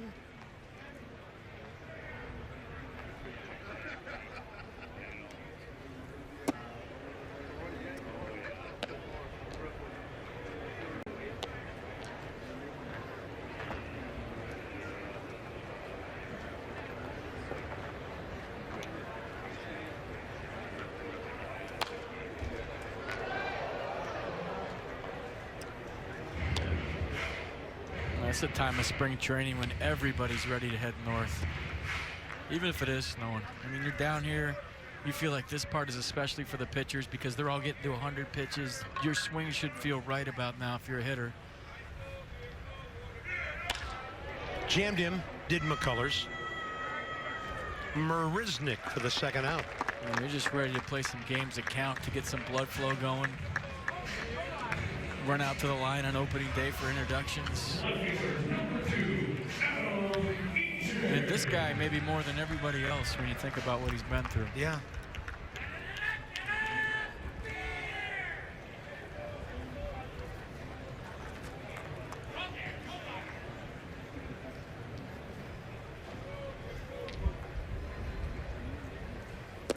Kind of interesting.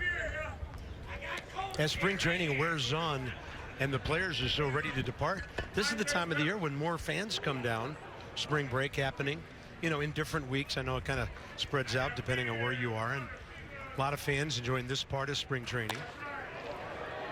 And that ball out to right. These counties and these cities down here spend a lot of money building these fantastic facilities, so they're entitled to as many spring games as they can come to, and there are more. What's going on?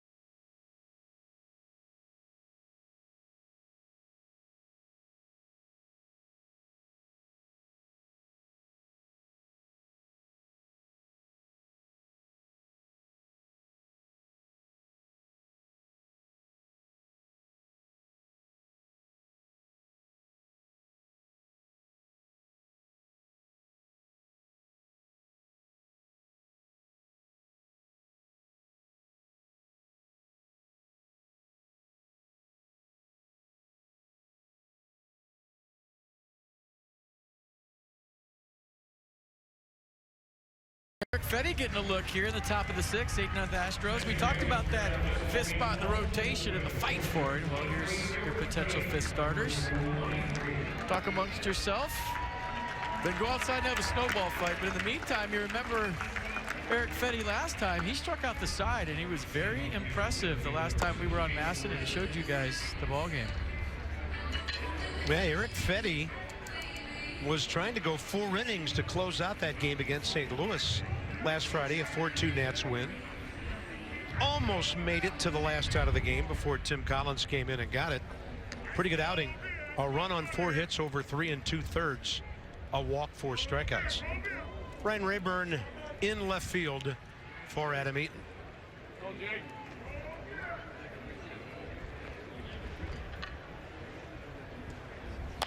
Jake Marisnick up there hacking.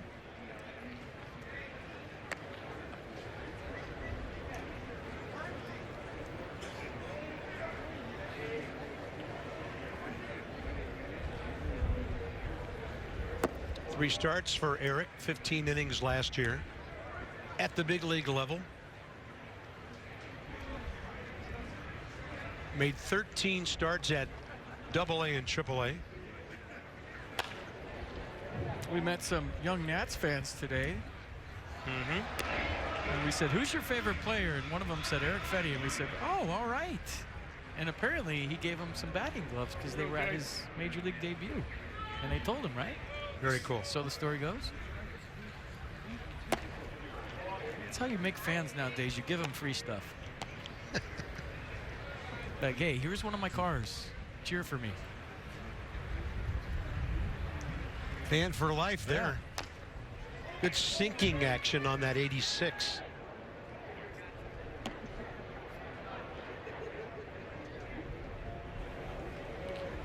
That's right-hander Chris Davinsky.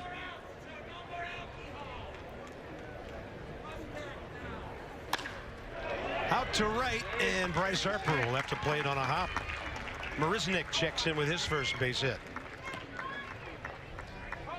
More on this loose spring from Dan. All right, Bob, so we've shown fans back home the camels that Davey Martinez brought to camp, the closest to the pin challenge in earlier broadcasts. We've shown clips of those. Well, today, Davey Martinez named it Turn It Up Day. So what he did was he brought in a DJ, these enormous speakers on the second tier of the Nationals offices, and they were blasting club music the entire workout. They played the music so loudly that it actually shorted out a circuit, and they lost power down on the backfields. But they were playing this music during their Circle of Trust meeting. Guys were dancing. So Davey Martinez naming it Turn It Up Day and blasting some club tunes during the workout this morning. Another loose touch in this camp. Yeah, I was down near the clubhouse, and one of the securities guys asked me, is there a party going on upstairs? It sounded upstairs, but it was outside. And yeah, those were arena concert quality speakers out there. Maybe a message there too, getting toward the end of camp. Maybe there's a method to the madness, and it's not just about loud music, and maybe turning it up a notch as opening day approaches in 8 days. Derek Fisher, the hitter. 212 in 53 games for the Astros in the outfield last year. So Springer done for the day. I was never big on spring training records, but the last week of camp is when you want to lock in as a ball club. You know, you're starting to get down to 25 guys. You're getting ready to head north. You're packing stuff up. And it's not about winning or losing games. It's about your approach. Where maybe early on in camp, you're kind of cruising to your 2 or 3 at-bats. You're working on things. Your pitcher, I'm getting my arm strength up. Today, I'm really going to work on my changeup. But the last week in camp, you want to take your performance right into opening day because it's hard to flip a switch. Meaning, if you're still kind of going about it casually and all of a sudden opening day sneaks up on you, it's hard to flip that switch and go from 0 to 60. And maybe there was a message there from Davey Martinez about, hey, we're getting close. It's time to turn it up a little bit. Opening day right around the corner. The Reds are a lot better than people think they are, and especially in that ballpark. So this team will be okay, but it's about that time, and I think that's what the skipper was saying. 2-2.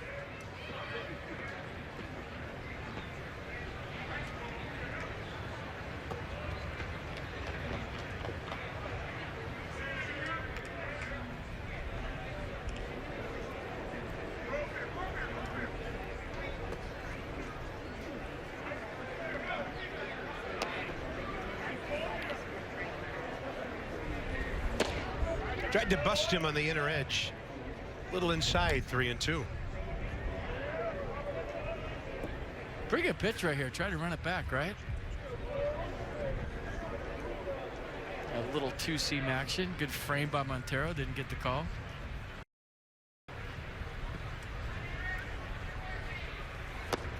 Then he turns one over at 89 for the strikeout. Impressive. 2 down, 6th inning. Check out the changeup off the fingertips. A power changeup too at 89, although I think the gun's been running a little hot down here. Either way, great pitch for strike 3. Tony Kemp will hit for Alex Bregman here.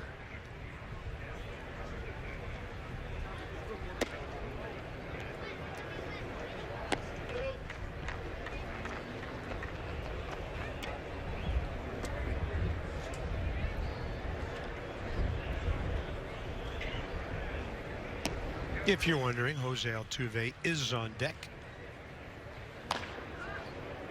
Turner, Harper, Adams, the due up in the bottom of the 6th.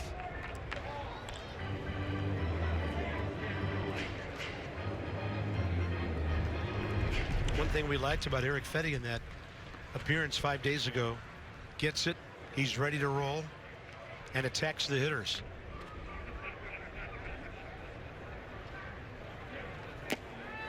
Fastball up for the foul tip, 1-2. You do that for the majority of your career, work fast, get it and throw it. You're gonna have a lot of highlight reel plays made behind you. Defenders be on their toes. They'll be ready for the baseball. They'll be concentrating and focused and ready for the ball.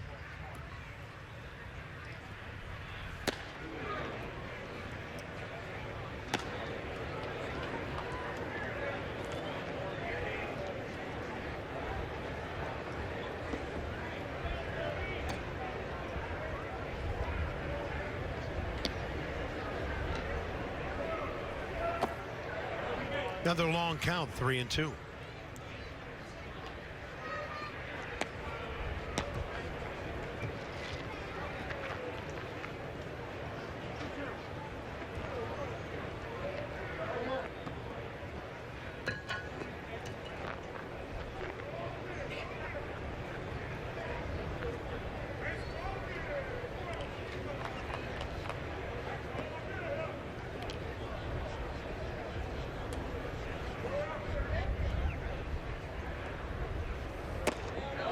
A little bit high. 2 on, 2 out.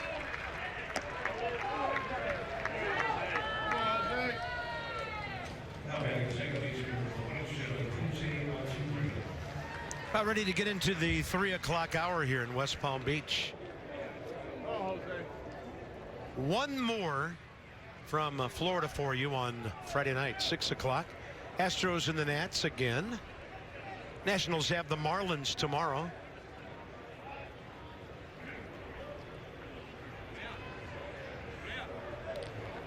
How are the Fishes doing down here? I haven't even looked. Yeah, I don't pay much attention to the standings, but I have it right here. They are 13-9. They're up 2.5 on the Braves and the Nats in the NL East. Good for them.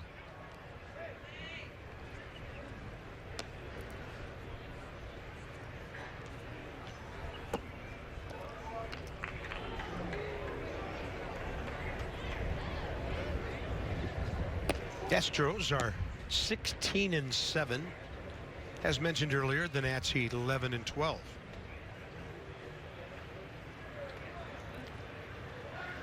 A.J. Hinch. In Houston, they've gone from hopes to expectations. Had him reaching in a chopper. Montero will handle it. And that's it for Houston, top of the 6th inning. So it's 2-3-4 for the Nats. Turner, Harper, Adams. Boys are having a good time on the berm today, aren't they?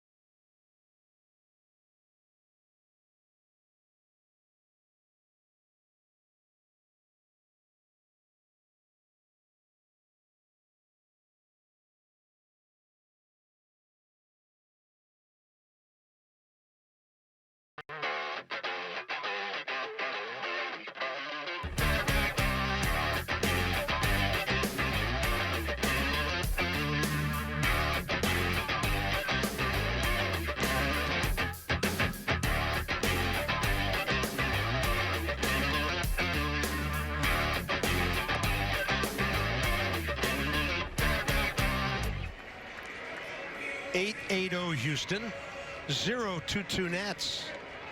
Lance McCullers Jr. still pitching. Shutout ball on just 2 hits, 5 strikeouts, a couple of walks through 5. He's been impressive. Trey Turner, fielder's choice ground ball to second, ground ball to third, 0 for 2.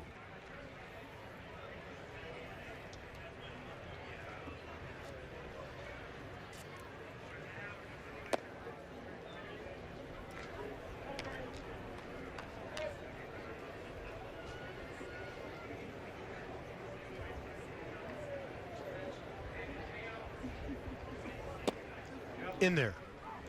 You know, I thought would have been just a hair more effective if he'd have been more patient as a Nat, Ian Desmond. But he's made a lot of money in doing it right, swinging at everything, so it's hard to argue. Yeah. But there were some times as a Nat when you were just thinking, man, if he would just see a few pitches here and there. But it's a fine line to have that aggressive nature, to want to do damage and go up there and feel like, you know, I'm going to use this bat in an aggressive manner, to taking some pitches and trying to relate that to Trey Turner. I don't think Trey swings as much as Ian did. Good pitch.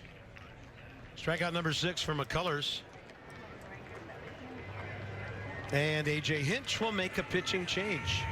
McCullers will pitch 5 1/3 very effectively. And we'll see if they attack Bryce Harper. Well, it'll be a right-hander. They have all right-handers listed in their bullpen today. What a day for McCullers.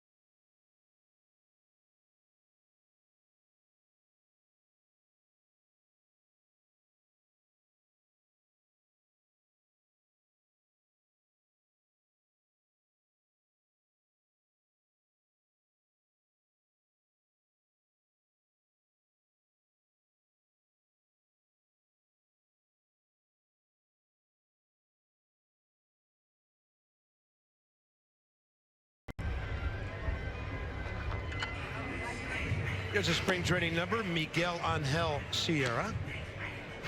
Now the shortstop, Osvaldo Duarte, is the second baseman. And the new pitcher, 27-year-old right-hander Chris Davinsky. 62 games for the Astros last year and a sparkling 2.68 ERA. In 2 years in the big leagues, and by the way, he made the All-Star team last year. 4th in Rookie of the Year before that. His ERA is 2.38 in his first 2 years as a reliever in the big leagues. And he didn't make it till he was 25. Kind of falls off the mound one way and the ball goes the other.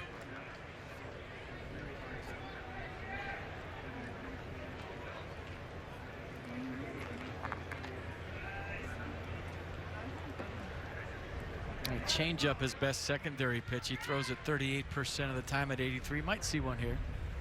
No. Bryce Harper out to center for Marisnik. Bryce, a couple of strikeouts and a fly ball, and that might do it for him today. All right, join us here at spring training at 15 Ballpark of the Palm Beaches. Discover the Palm Beaches and West Palm Beach, your second home of your Nats. National Spring Training tickets are on sale now. Visit nationals.com. I'd say make your plans pretty quickly. There's Matt Adams. Probably not going anywhere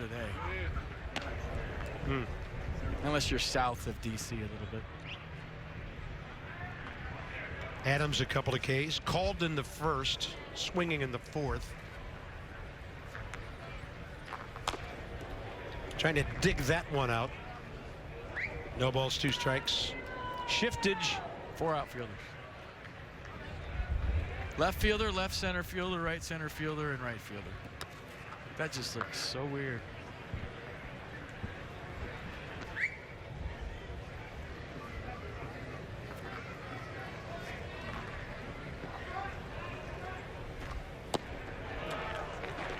Pretty good, impressive outing there.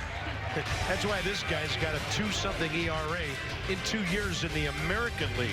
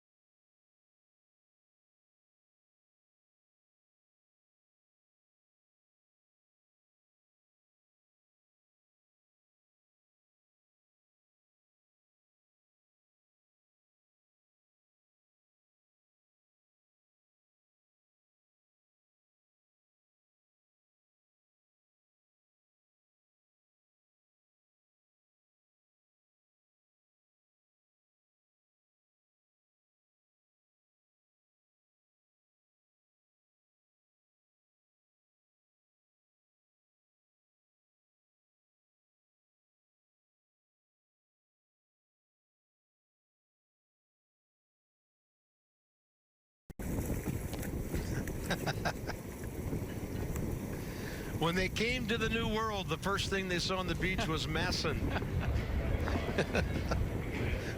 Well done, guys. Some creature just came out of the ocean, and that's the first thing they saw. Not him.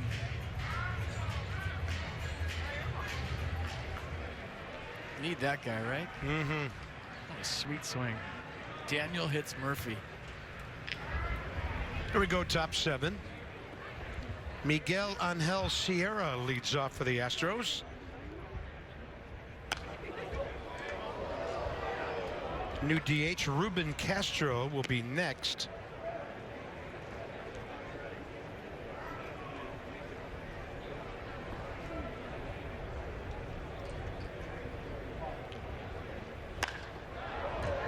Solid contact, high in the air to left. It's Ryan Rayburn.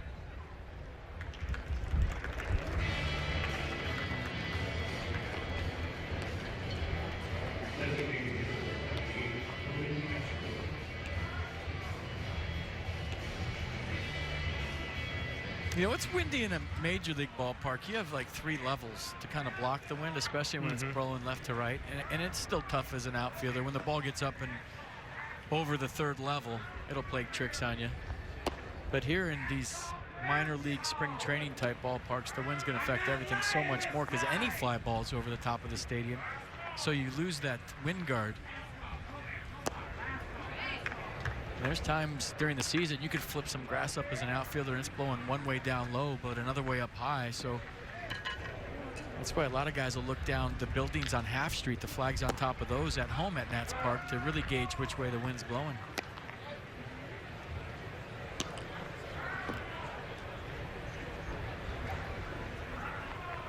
Two and one.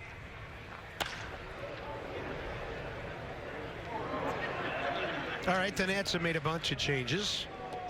Ryan Rayburn and Moises Sierra in the corners. Goodwin still in for now. Brignac for Turner. Adrian Sanchez due for another at bat. Matt Reynolds still at third. Chris Dominguez first base, and Miguel Montero still in there. Montero, Goodwin, Reynolds, the scheduled hitters in the 7th.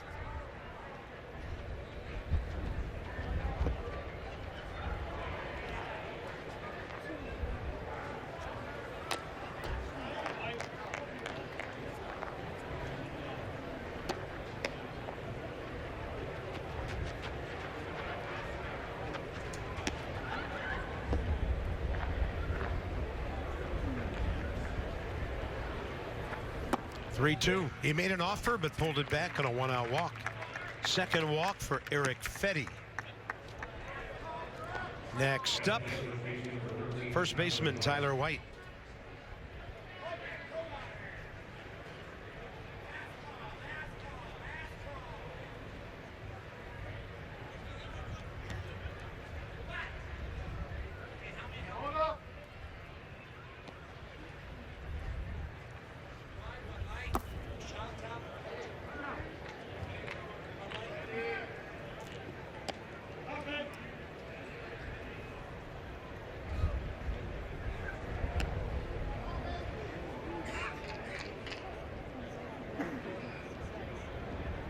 Looking for a ground ball right here, trying to backdoor a 2-seam fastball.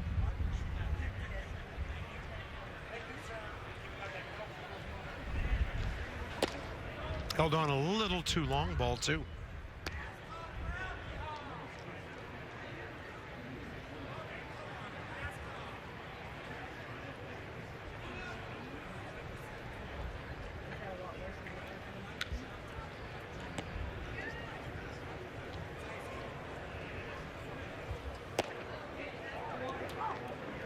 See that usher? He had number 256 on.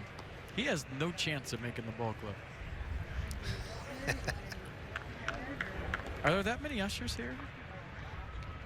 256 of them? I would imagine 200 plus ballpark employees, but it's a lot of ushers. Maybe he was That would be about 5 per section. He could have been selling beer, I think. There's a chopper to left side.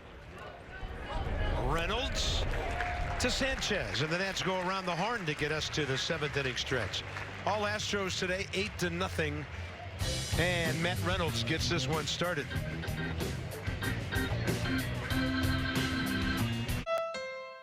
Let me guess.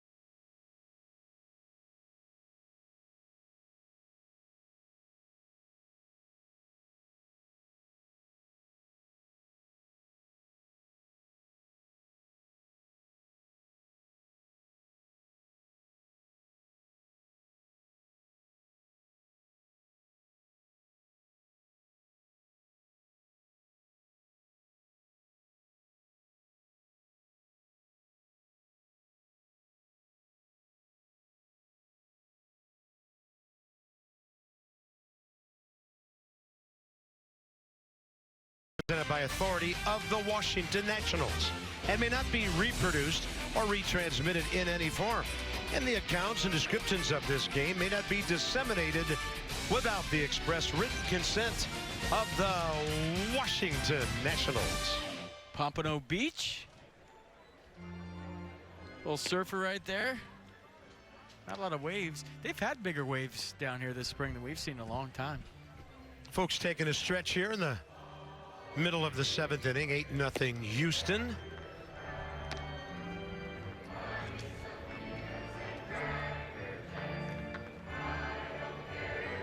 We'll let you sing along at home.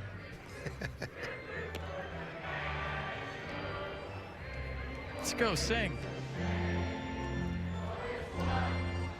There you go. You see. They're singing. Nicely.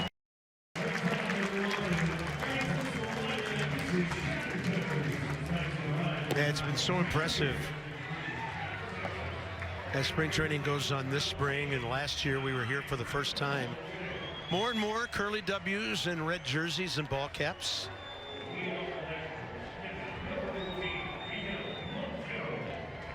West Palm Beach Airport, not that far away. I know there are non-stops down here from DC, so make your plans for next spring. Come and join us.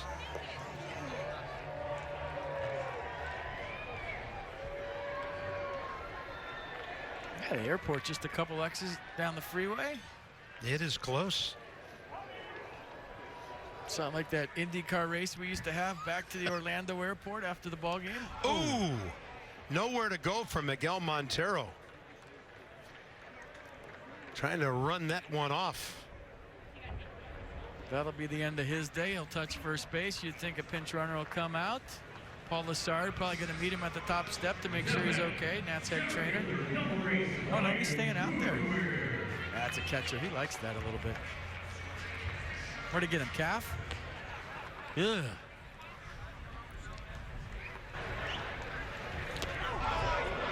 Yeah, he's done for the day. Yeah, Spencer Keyboom's going to come out and get him.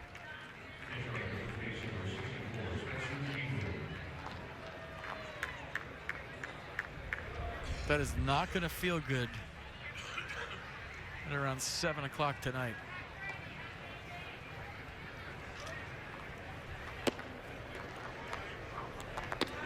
Brian Goodwin lined out to right, and he's fouled out to third, looking for his 7th spring training hit.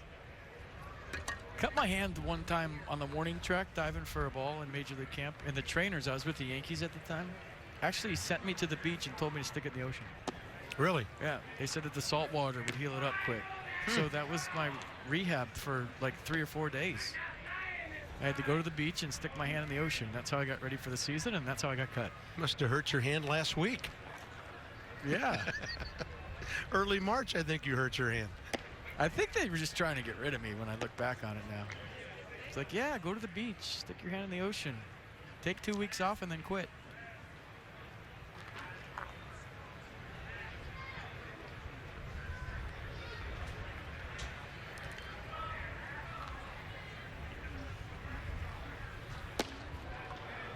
I've never, as a broadcaster, had a game where I'm looking for the 4th outfielder. I mean, I keep looking at every hitter. 3 out there right now. Matt Adams is the only one they've used it on, right? Yeah. Boy, Davinsky's got some weapons, doesn't he? 2nd strikeout. He's retired 3 of the 4 hitters he's faced. And he'll face Matt Reynolds here with 1 out, bottom 7. Pitcher spot is next. Do you think with all the launch angles and the fly balls and the attention to getting the ball in the air that we will see 4 outfielders moving forward in years to come on a consistent basis? Nothing will surprise me when it comes to defense now. You know, with all the analytics and everything that's going on. Maybe you get a hybrid utility player as the 4th outfielder, and you can move him from, say, second base to outfield on certain hitters and then back to second base. I mean, if everybody's hitting fly balls, why not? Right. Although you'd like to have an outfielder like Michael A. Taylor that can cover each gap. Ball with a good sound to it, carrying, and into the bullpen. Matt Reynolds. 2nd home run of the spring. We have witnessed both of those. One to the Berman left center, and he got one into that jet stream this time to put the Nats on the board with a couple. Check out the pitch and the swing one more time. Looked like a fastball away. Just simple swing. Drop the barrel on it. It sounded nice off the bat. It looked too low, in my opinion, to be a home run. But like you said, Carp, the jet stream kind of blew it out of here. Nice swing. Nats on the board. All right. Yeah, guys out there were ducking a missile incoming. Matt Reynolds can hit. So it's 8-2. Ryan Rayburn on a double switch came into play left field back in the 6th. So the pitcher spot is actually after Sanchez, who's next. I guess my point was before the home run, Carp, if you have a outfielder, a center fielder especially, that can cover the gaps, I don't think you need a 4-man outfield unless you're just trying to mess with a hitter's brain. But I'm trying to think of the number of center fielders in the National League that cover as much ground as Michael A. does. And I do think there's a Gold Glove in his near future. Almost won one last year. He stays healthy for a whole year. Right there with you. 2-1. The left side for J.D. Davis. Skips it into the mid of Tyler White. 2 down.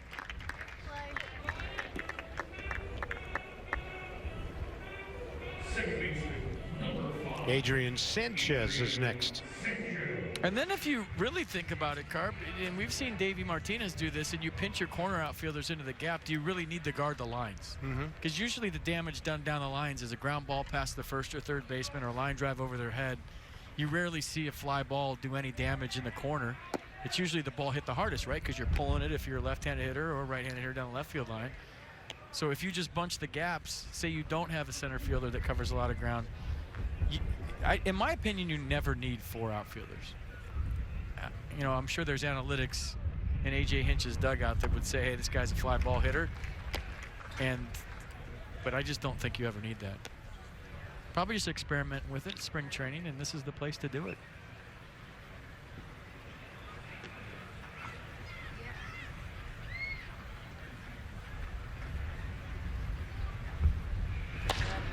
That's a well hit ball to right, and another base hit. Adrian Sanchez having one of the best spring games of his career today.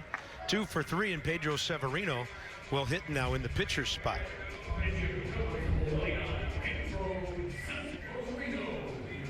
A fastball away, a lot like Matt Reynolds' swing. This one just a little bit lower, so the trajectory off the bat lower. And a nice day for Adrian Sanchez all the way around.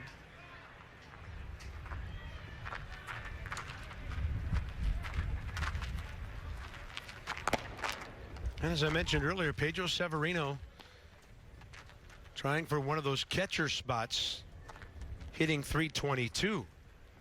Maybe a different scenario for a young player as opposed to a veteran guy who's got a track record. Still trying to establish himself as a big leaguer.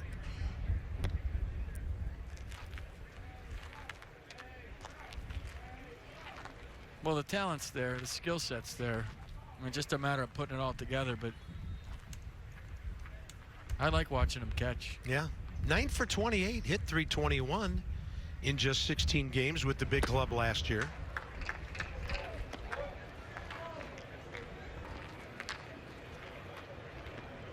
Pardon me, that was his number in 16 last year. 5 for 29, drove in 3 in 17 ball games. So a respectable 246 in the very first stages of his big league career. And just to show you how deep this team is, you remember he was the starting catcher in game 1 of the NLDS in 16. And then you got Victor Robles, who was on the playoff roster last year, who's going to start the season in AAA. And when you're a first place team, it's tough to crack the roster. And this one out to right center. Jake Marisnick drifting with it to make the catch. So the Nats get a hit batter. 1 out later, Matt Reynolds. Nats picked him up in a trade about a month and a half ago. Look out in the bullpen. It's now 8-2. There's still time to save.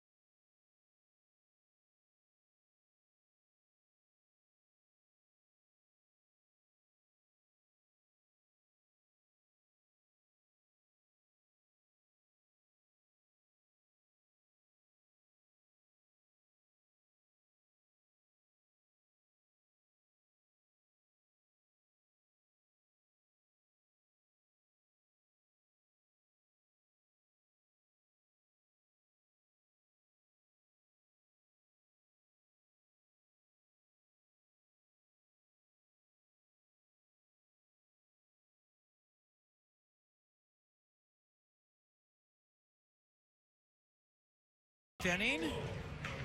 And here is your Peanuts promo. Join the Potomac Nationals. They celebrate Steven Strasburg and the Kentucky Derby at the Fitz on Saturday, May 5th. The first 1,250 fans receive a Steven Strasburg Kentucky Derby Day jockey bobblehead giveaway as part of Super Saturday with fireworks after the game. Is Steven Strasburg a jockey on the bobblehead? He's a little too big to be a jockey in my book, but you know the Peanuts, they have fun with their bobbleheads, and here comes Tommy Milone for his 6th appearance in spring training. Yeah, Tommy Milone, 2.70 ERA, considered a candidate for the number 5 spot throughout the spring. J.D. Davis will face him, top 8 here. A couple of scoreless innings for Eric Fetty.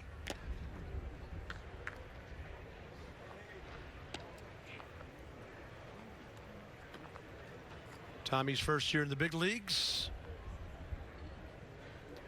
5 ball games for the 2011 Nats, all starts. 28 hits in 26 innings. He's won 45 ball games at the big league level and saved a couple. And his first at bat, hit a home run. Just into the Nats bullpen, if I remember. It was there. Out to center. Andrew Stevenson out there now for the Nationals. He's got it. First out, 8th inning. Well, they got it queued up. Look at the truck. They're still with us, as usual. First at bat is a big leaguer. See you later. Watch the bullpen's reaction. That's what I remember. Tyler Clipper jumping up and down. Bo Porter with the handshake. Tried to hit him on the rear end going by and got his forearm. Nice try, Bo. His one and only big league home run. Jake Marisnick, the center fielder, is next. And then Brian McCann.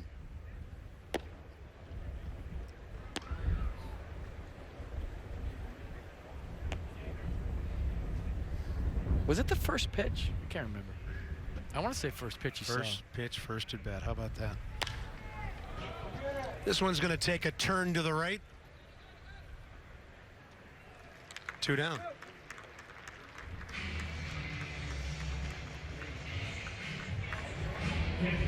It's your current Nats defense. Yeah, that was Irving Falou who made that grab.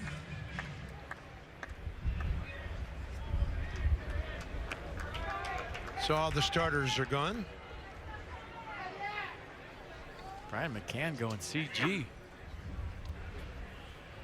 Complete game behind the plate. Chris Dominguez handles that in a quick top of the 8th for Tommy Malone. Harford County.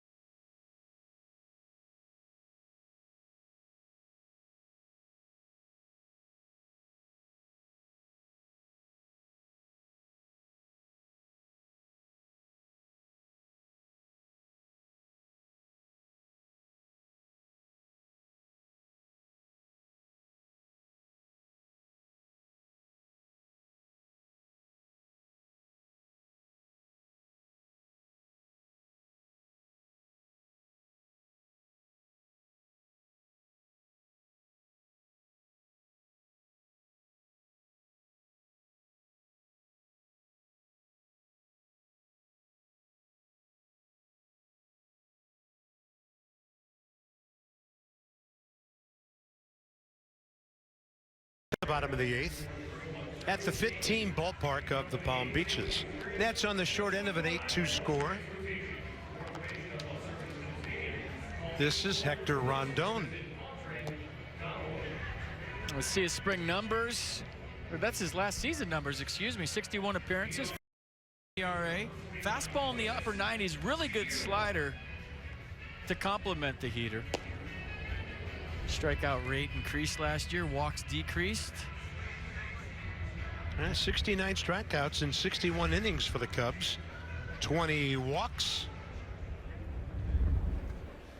And Moises Sierra, who took over in right field for Bryce Harper, gets the AB here. Talking to Mike Rizzo about Moises Sierra. He really loves his swing. Check out his spring training numbers. 16 for 45. Couple of home runs, 8 RBIs.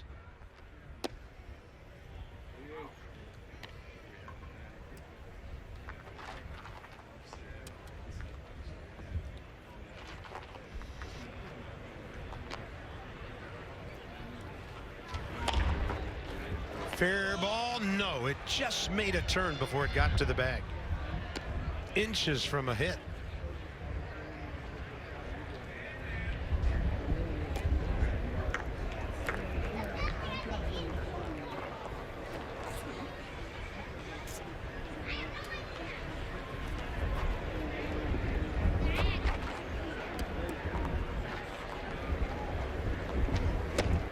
Upstairs, and he got it.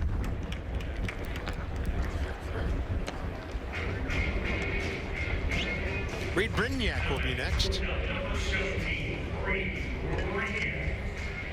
Brignac 5 for 24.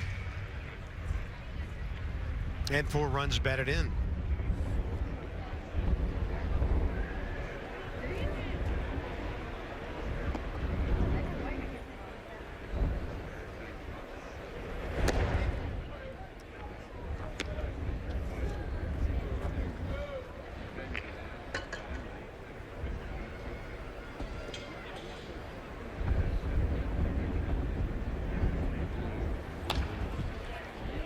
Tell you what, we've seen him a few times down here. Reed does not get cheated when he gets into a ball game. He's ready to let it fly.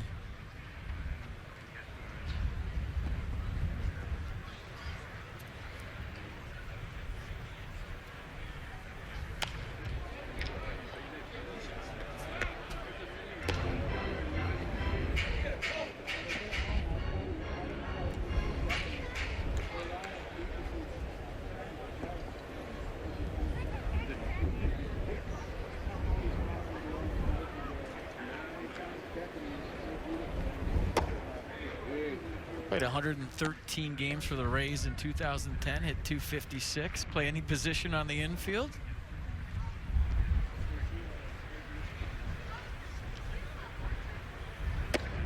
And then he lays off the fastball away.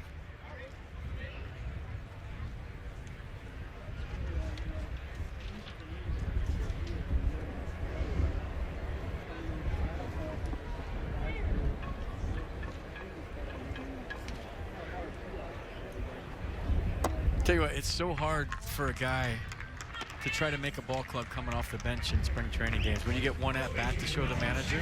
But there's been guys like Dominguez, for instance, that's come off the bench and hit some homers. Here it is on March 11th. Remember this one?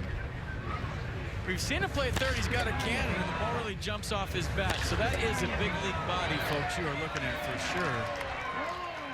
And that's a big league home run.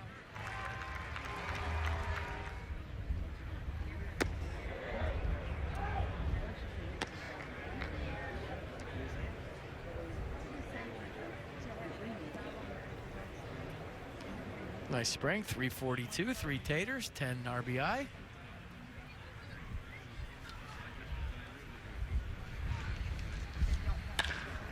And this one right at the shortstop.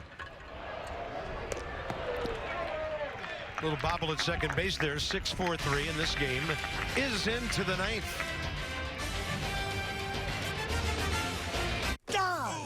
What's going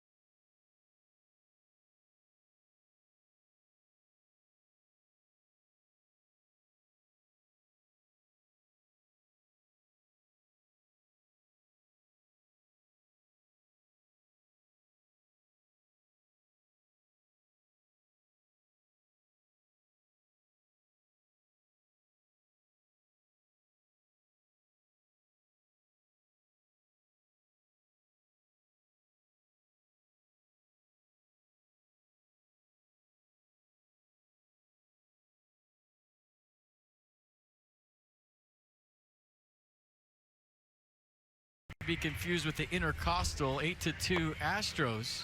Beautiful West Palm Beach, Florida. You should come down here. It is amazing. Nats fans, spring training is here. Newsflash, and on MLB.tv, watch select spring training games live on your favorite supported devices. Blackout and other restrictions do apply. For regular season games, visit MLB.tv for details. Christopher Smith. So a 1.35 ERA because he's given up 2 hits, 1 earned run in nearly 7 innings of work. A couple of Ks, a walk. We've been impressed with Chris Smith and what we've seen down here.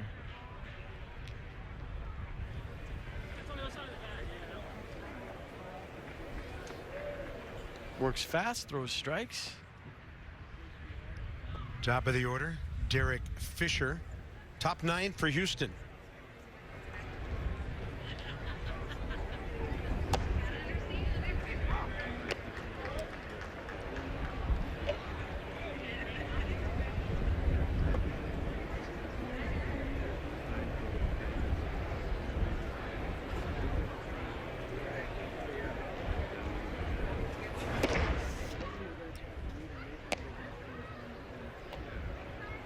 If you Google Chris Smith, Washington, you get U.S. Congressman from New Jersey's 4th District.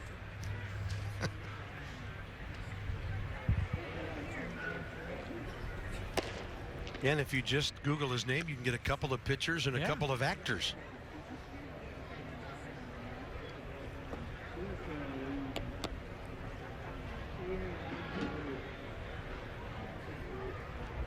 Two and one the count, and the fastball rides up and away.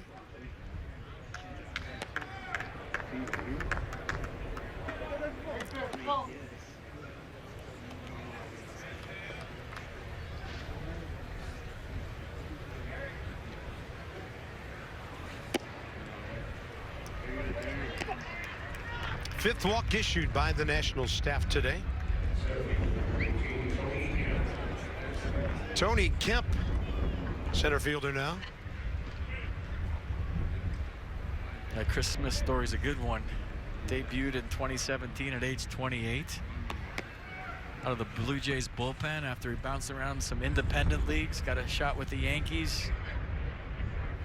Went over to the Blue Jays, and now he's the Nat. So we love stories like that. That's going to come back. Watch this. Ooh, almost. Not in the air long enough to be playable.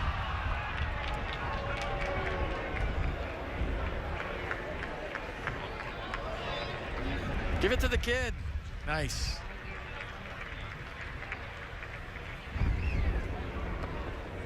Oh, that kid gave it to mom.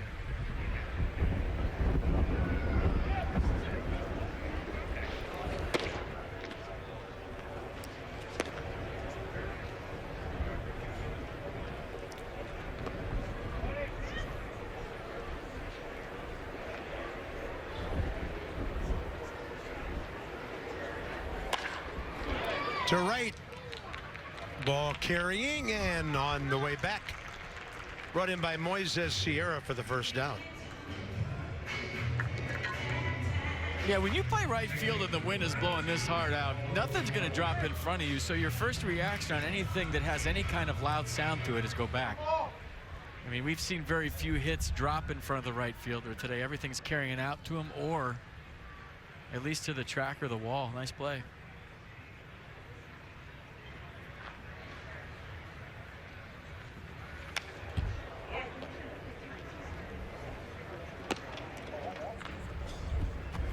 This is Osvaldo Duarte.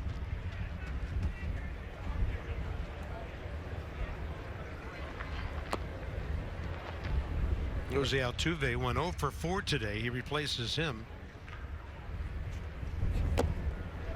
And a backhand stop by Spencer Kieboom. You know, he's been struggling since he signed that big deal. Ever since he signed that big 5-year deal, he's just been scuffling. I'll tell you what, he's everything that's good about baseball. On the field, off the field. You couldn't lock up a better individual as a player and as a person as Jose Altuve. I think it's a great lesson for coaches. Don't ever tell a kid he's too small to play baseball. Come on. The beautiful thing about this sport. He was one MVP, and then the other MVP was Giancarlo Stanton. That's what's beautiful about baseball. Yeah.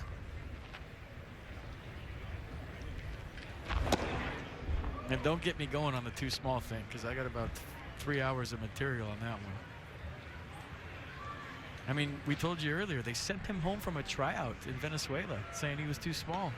Then he was non-drafted, signed for $15,000, and now he's an MVP, a World Series champion. He just signed for $151 million. That's pretty cool.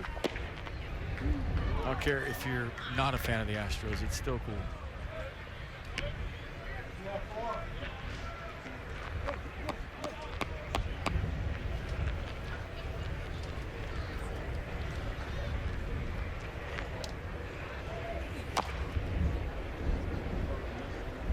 The flags aren't just blowing out now, they're blowing up and out.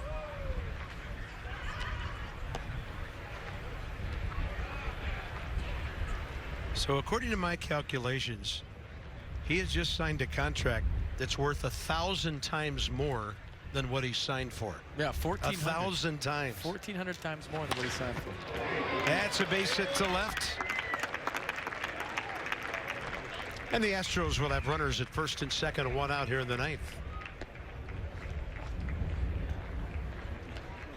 Miguel Angel Sierra is next. I don't think you'll see the Giancarlo deal in terms of length anymore. I think they'll all be 5 to 7 years, in my opinion. I think the dollar value will still be there for the Bryce Harpers and the Manny Machados if they produce how they have in the past this year. It's a long commitment, like a 13-year deal, a 10-year deal.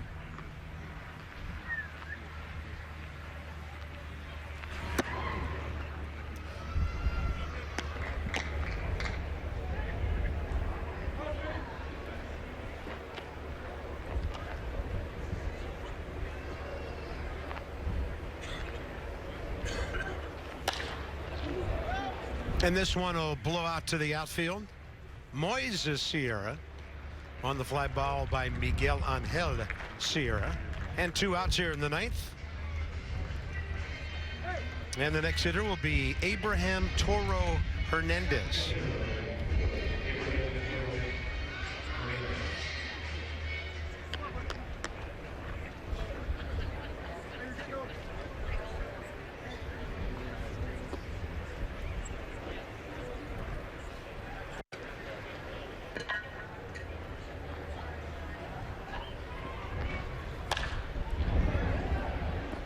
Started out dead center, over toward the gap a bit. Andrew Stevenson has it.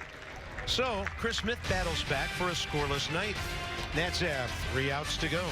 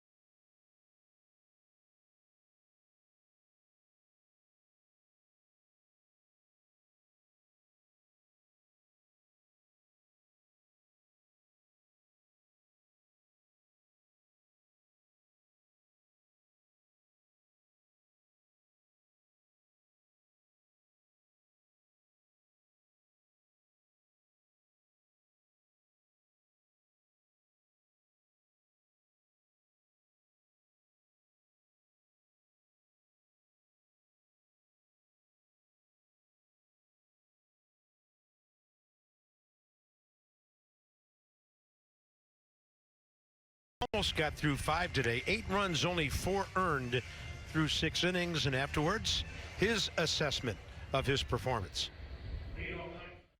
Stuff-wise, I was, felt good. There was making good contact down on the ground.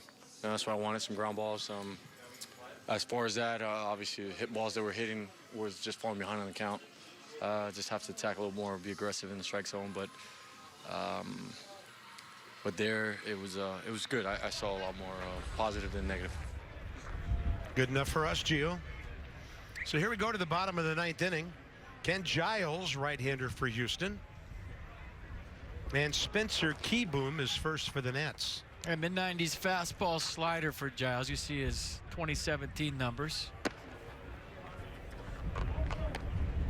It's funny how in spring training you don't care about results. You just want to get your work in and execute the pitches you want to execute. But in the season, it's all about results, right? Yeah. You don't care if they line out hard 3 times or, you have the bases loaded and you wiggle out of the jam. It's all about getting a W and getting a win. And obviously the process, you want to execute your pitches throughout the course of 33 starts. But in spring training, if they, bleed a few in or a couple ground balls get through, you made your pitches, and it doesn't matter if they throw up a 3 spot, a 5 spot, or any of that. You're just trying to get to the finish line and break camp healthy. That's all that matters.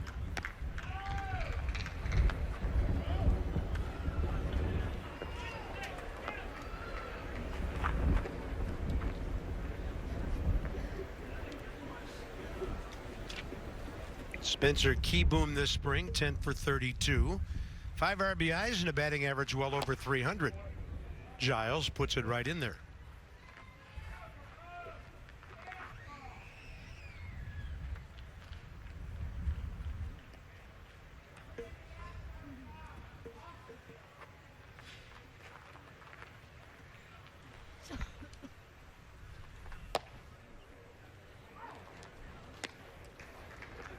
I wonder if Giles is going to be the closer on opening day for the Astros. You think he probably will, but if you remember Game 7, Charlie Morton, who's going to be the home opener starter for the Astros, finished the World Series in Game 7, pitching the last 4 innings.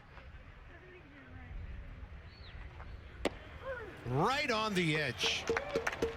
Unreachable for Spencer Keyboom. 1 out here. Friday evening, we're expecting A.J. Cole to be the starter. We'll close out our spring training schedule with the Nats and the Astros. Make a note of the special start time at 6 p.m.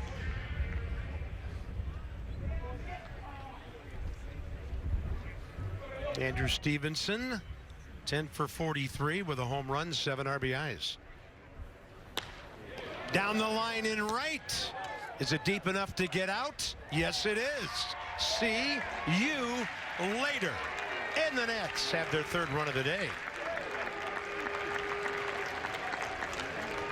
This ballpark today plays like Vieira did for about 12 years. Yeah, you still got to square it up. You still got to barrel it up. And we talked about Andrew working on launch angle and getting underneath the ball and staying on his backside and driving the baseball. You see the balance through the swing right there. The back foot staying on the ground and him getting some elevation to make it an 8-3 ball game. We even talked about Kevin Long flying to see Andrew in Louisiana this offseason to work on that swing, and it's paid off here in spring training big time.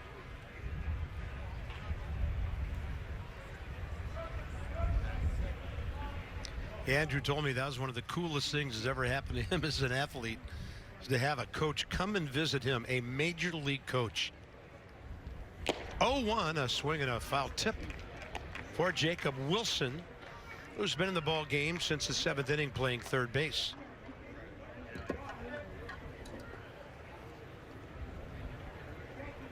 Nice swing.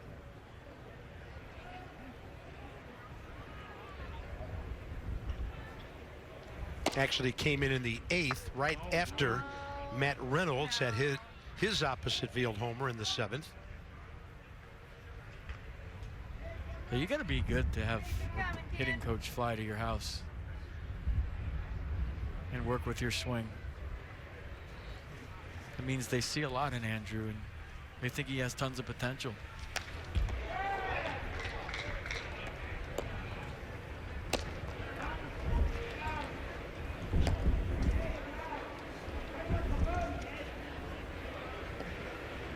There are a lot of good things about Kevin Long from different players. They are liking what they are hearing and what they're seeing so far from the Nats' new hitting coach. And I said this before, Carp, this is no knock on Rick Hsu, who I think is one of the best hitting coaches in the big leagues. Agreed. But it's always good to have a new set of eyes on you, you know? You have the same guy for 3 or 4 years, and you know, he might be saying some things that are working, some things that aren't, but then you get a new set of eyes on you. You break down the tape, you see something back to 2015 when you were doing this, and maybe it's a new philosophy, and something just clicks with you. Sometimes it doesn't. Sometimes you get a new hitting coach, you're like, what are you talking about? But when you talk to players about Kevin Long, they're really liking what they're hearing so far, and the drills that he's implementing, the philosophy he has as a hitting coach has worked for a lot of guys, and Daniel Murphy's one of them. So strike 3 call gets Jacob Wilson, who thought it was outside, and so did I. So with 1 out to go, Ryan Rayburn, second at bat of the day, bounced out to third his first time up.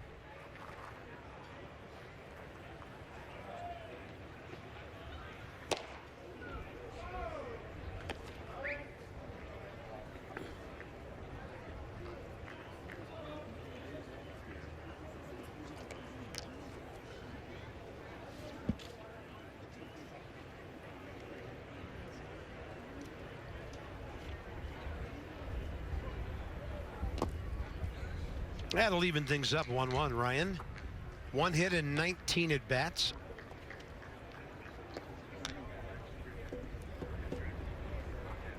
Giles reminds me in mound presence and stuff of Coda Glover.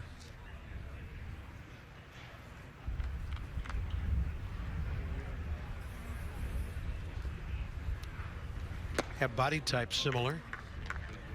It's kind of his mannerisms too. All rangy, yeah.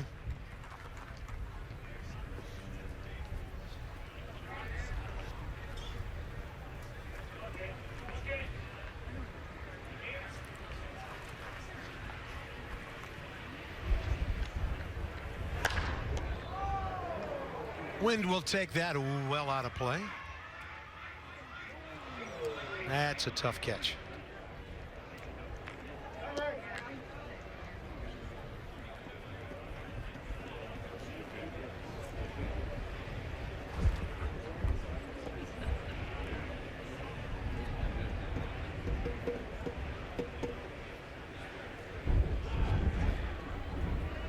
Their mannerisms are just almost identical. Fastball rides high, 3-2.